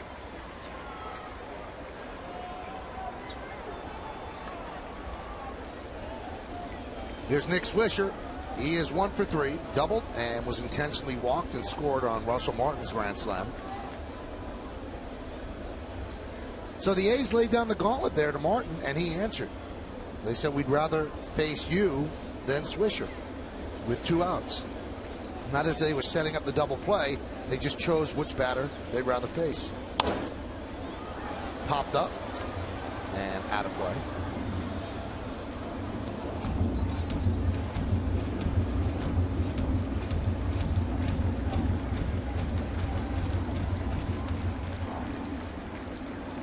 Crowd of 46,369 here at the stadium.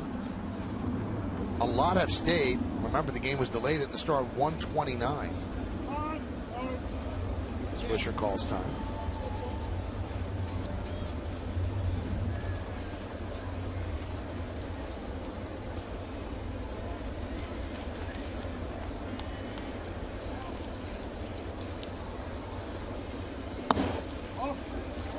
Count 1-1. I'll give Adrian Johnson credit. He continues to call his strike zone. He's not speeding anything up for anybody. Even when the weather was inclement and it was raining and drizzling, he didn't try to speed it up. He called his strike zone.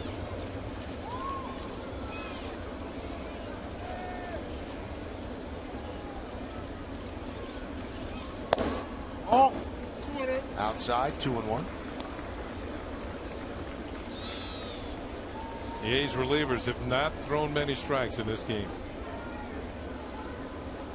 4 walks for Norberto, 2 for De Los Santos, and 1 for Breslow. While Harden was in there, he only walked 1.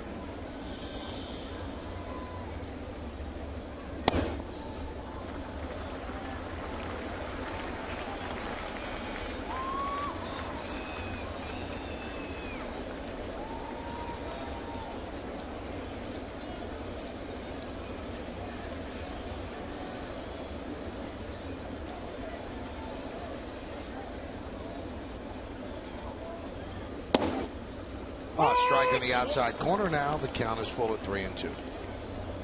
Yankees up 11-7. Will they send Alex from first? Swisher with a good eye.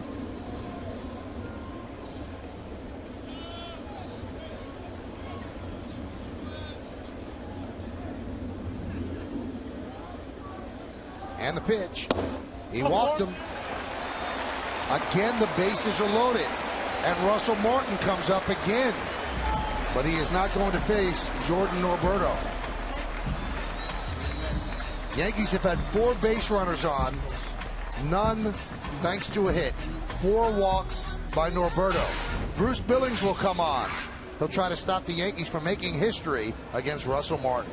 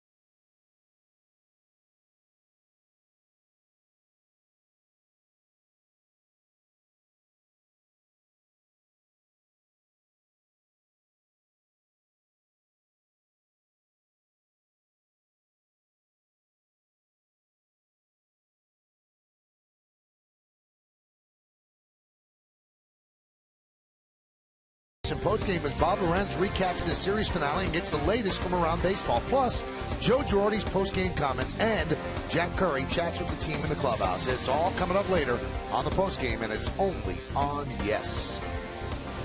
More baseball to go, though, as the Yankees lead this one 11-7. They've had 2 grand slams, one in the 5th off the bat of Cano, one in the 6th off the bat of Martin. And now Billings comes on in just his 8th game. Opponents hitting .318 against him, and he is going to face Russell Martin. Now, Martin's already homered twice in this game, and his last home run was a grand slam in the 6th inning. And as we mentioned earlier, never in the history of baseball has a team ever hit 3 grand slams in a game. So we'll see if they can do it. Second chance this inning.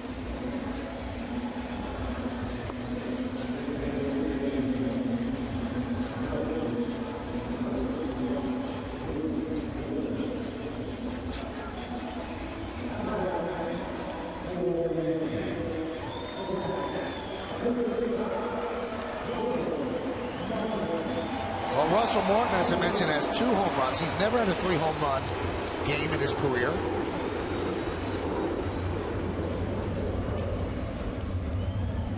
He's facing a pitcher he's never seen before, which always can add a little bit to the difficulty of getting base hits.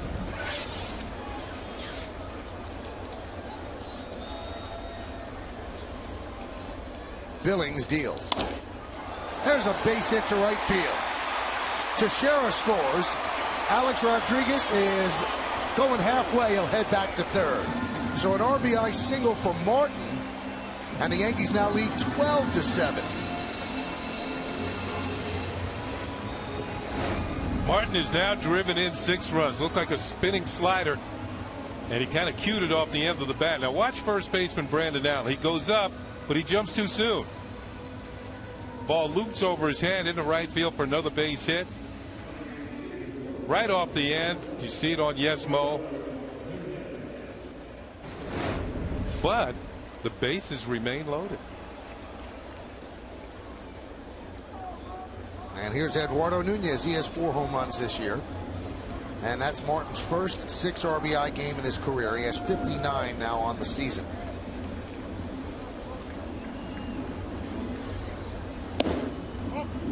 Count 1-0.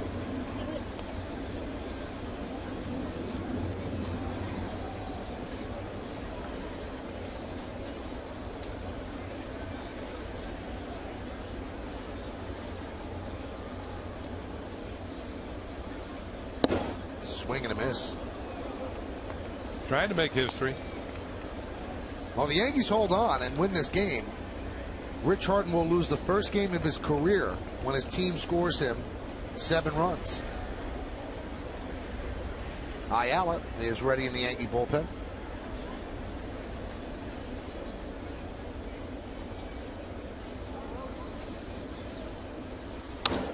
Foul back.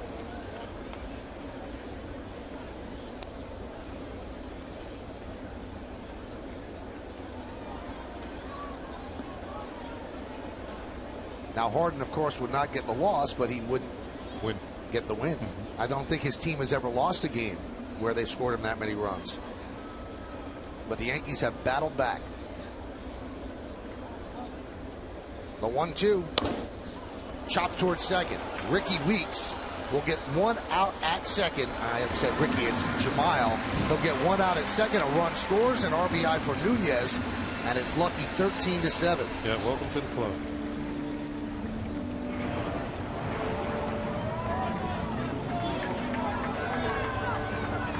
Nunez, much too much speed to double up. Gets himself a run batted in.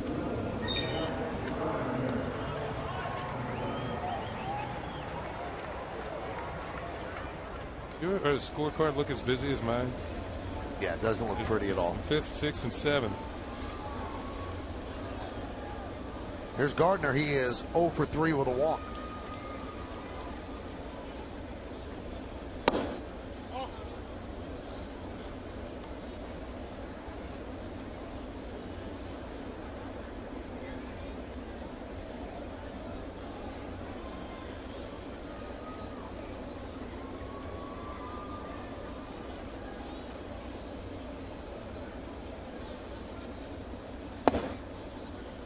You know, I was slightly off on that Rich Harden note.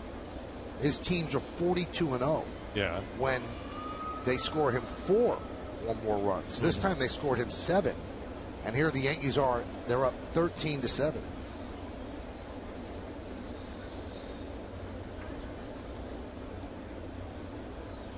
He didn't even last through 5.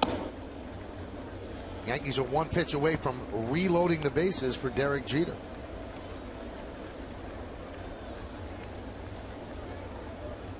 It might be one of those games where every hitter's been up with the bases loaded at least once.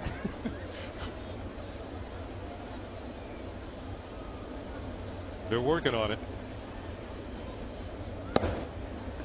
And the bases are loaded.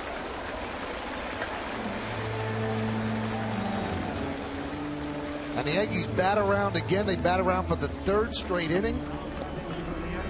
And that'll bring up Derek Jeter.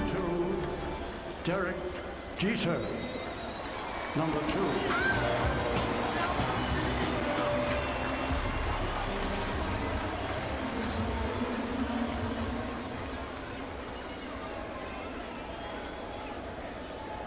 Jeter has 3 hits today. He's at 300 for the first time since early April when he was 2 for 6 on the season.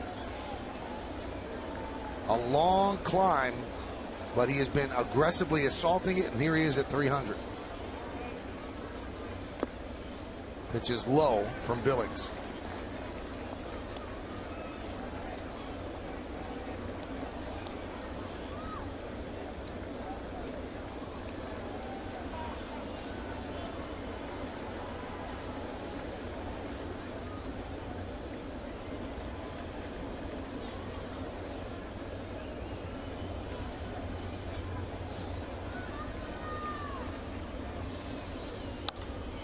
Fouled away.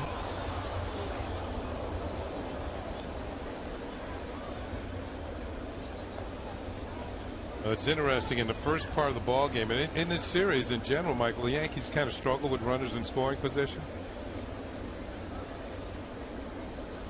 But it seems after Russell Martin's solo shot in the 4th inning, they regained the touch.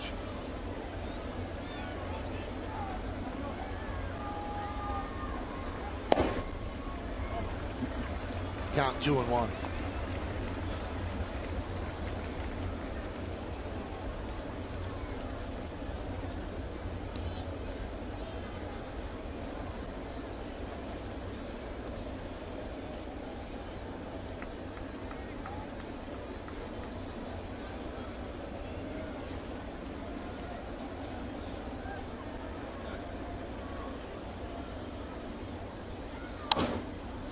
Count now 2-2.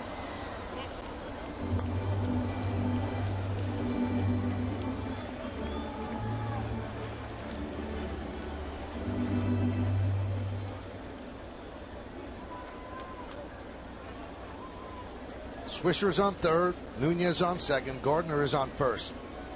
Speed gets better as you go from 3rd to 1st. Jeter's at the plate. 2 balls, 2 strikes, 2 outs. 3 runs in. 13-7 Yankees lead. And the pitch. Full count, and the runners will go with 2 outs.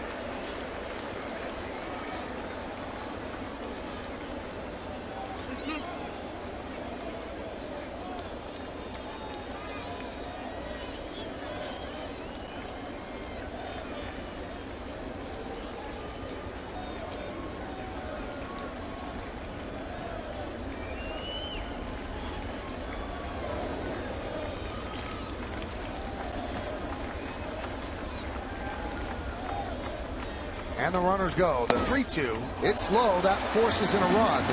And the Yankees lead 14-7 as Nick Swisher scores. And the bases remain loaded.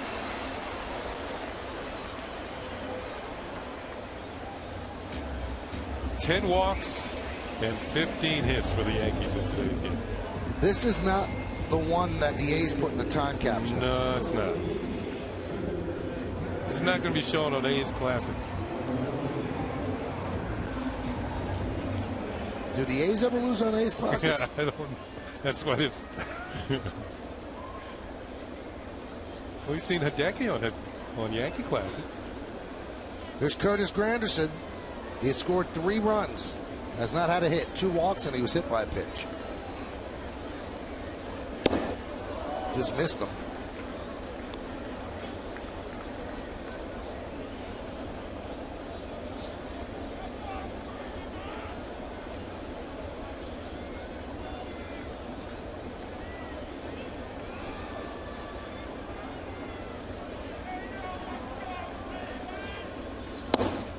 There's a strike and the count 1-1.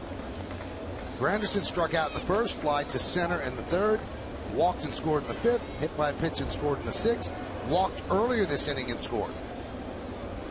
On the bottom of the seventh.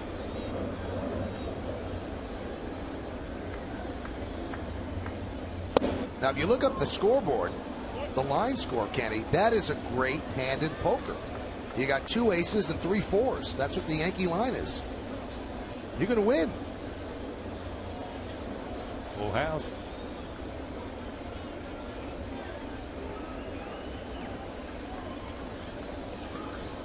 Hot shot and off of Allen. Granderson's going to beat it out. An infield single, run scores, and the Yankees lead 15-7. And that is Granderson's 99th run batted in. Allen might have to check a shin over there. That ball scorched him.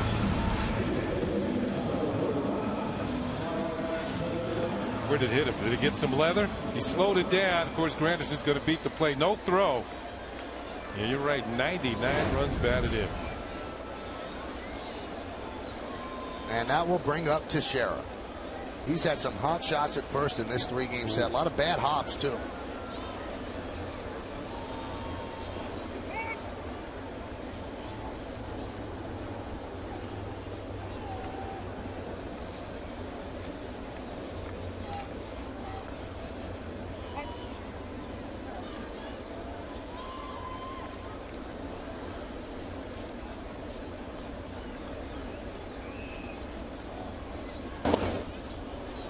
Nice block by Recker. Been a long afternoon for the young man. First major league game. He's not going to forget it.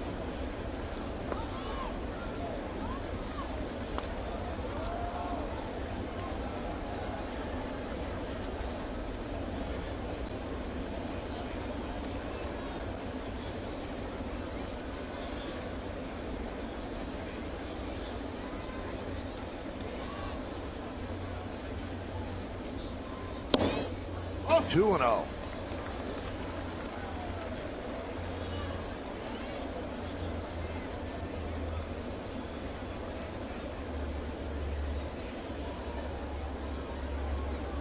Six walks in this inning alone.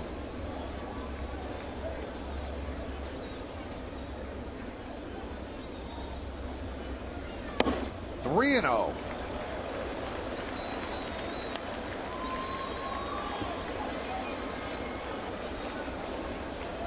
And Alex Rodriguez with 22 grand slams waits on deck. That's one behind the all-time record of 23 held by Lou Gehrig. But first, Teixeira has to get on.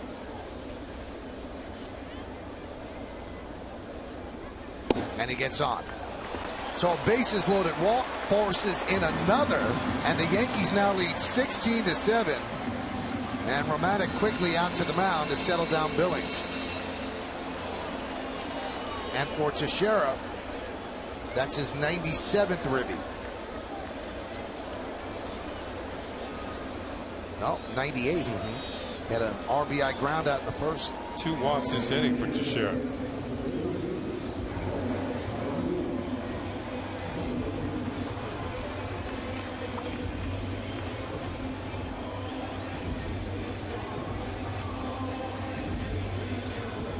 So Bruce Billings, the 5th pitcher used by the A's. And he is struggling just like every other one of them. Bullpen has not done the job for Oakland today. And no one's up.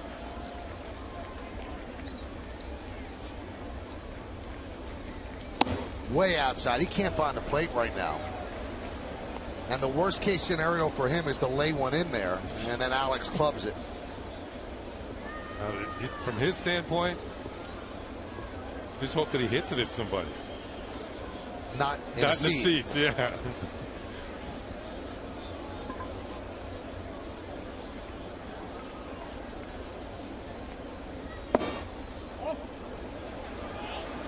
Count 2-0. Well, let's go back. All the way back to April at Baltimore. Camden Yards couldn't hold this one. A grand slam for Alex Rodriguez. Here's the welcoming committee. Teixeira, Granderson, and Jeter. Here's the 2-0. 2-1.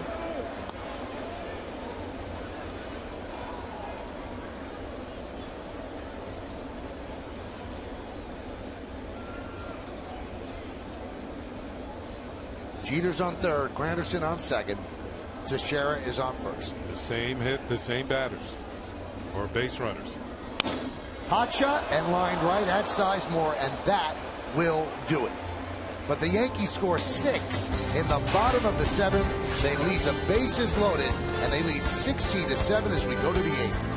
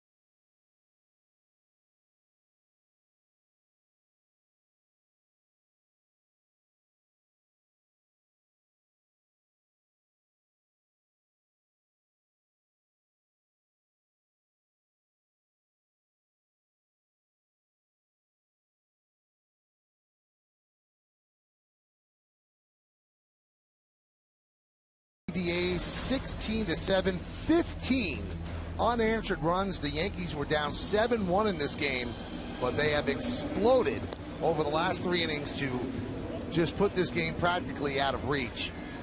A couple of changes for the Yankees defensively. First off, you have Luis Ayala coming on. This will be his 38th game, a sparkling ERA, a hit per inning, and 2-to-1 strikeout to walk ratio.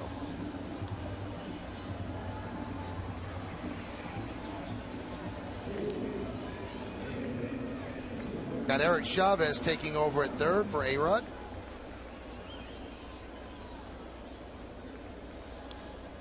Nick Swisher is the new first baseman. And taking over in right field is Andrew Jones. There's Andrew.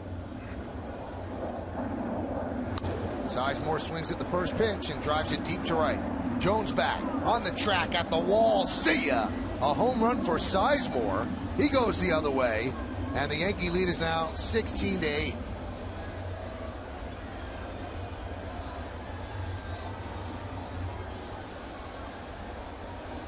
That's number 6 for Sizemore, and he's had himself quite a series. He's had 7 hits. Check that, 6 hits and a walk in this series.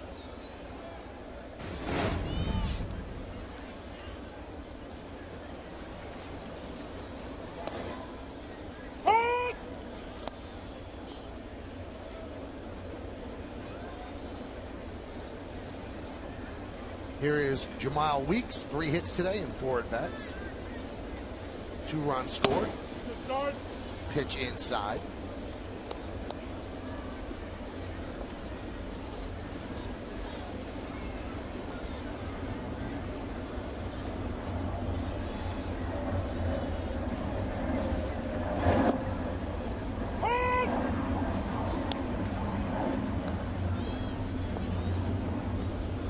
How many home runs do you think have been hit in this series? It's almost like everybody has at least one. 13. I was going to say. Did you hear me start to say 13? I did. I didn't give you enough time. As Weeks swings and misses. Good fastball to the outside corner, and Weeks can't catch up to it.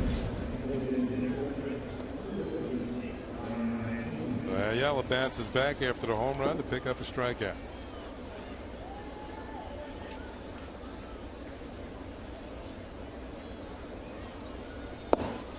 This is Ryan Sweeney pinch hits for Crisp.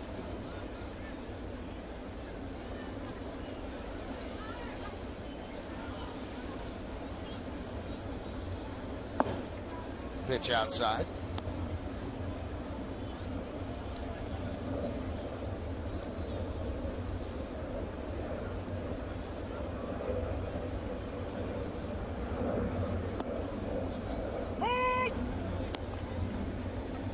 Count 1-2. Sweeney used to be a regular player. He used to play out in right field. They tried him against lefties, and he hasn't hit well against lefties, so they figured that out. And when he does play, it's strictly against right-handers. Weak wave at that pitch as he goes down swinging for the second out.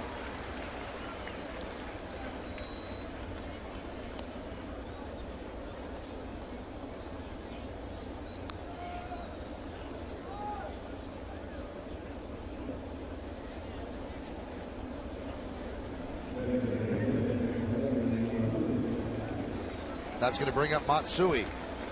He's 2 for 3 today with a sac fly, a run scored, single and a double.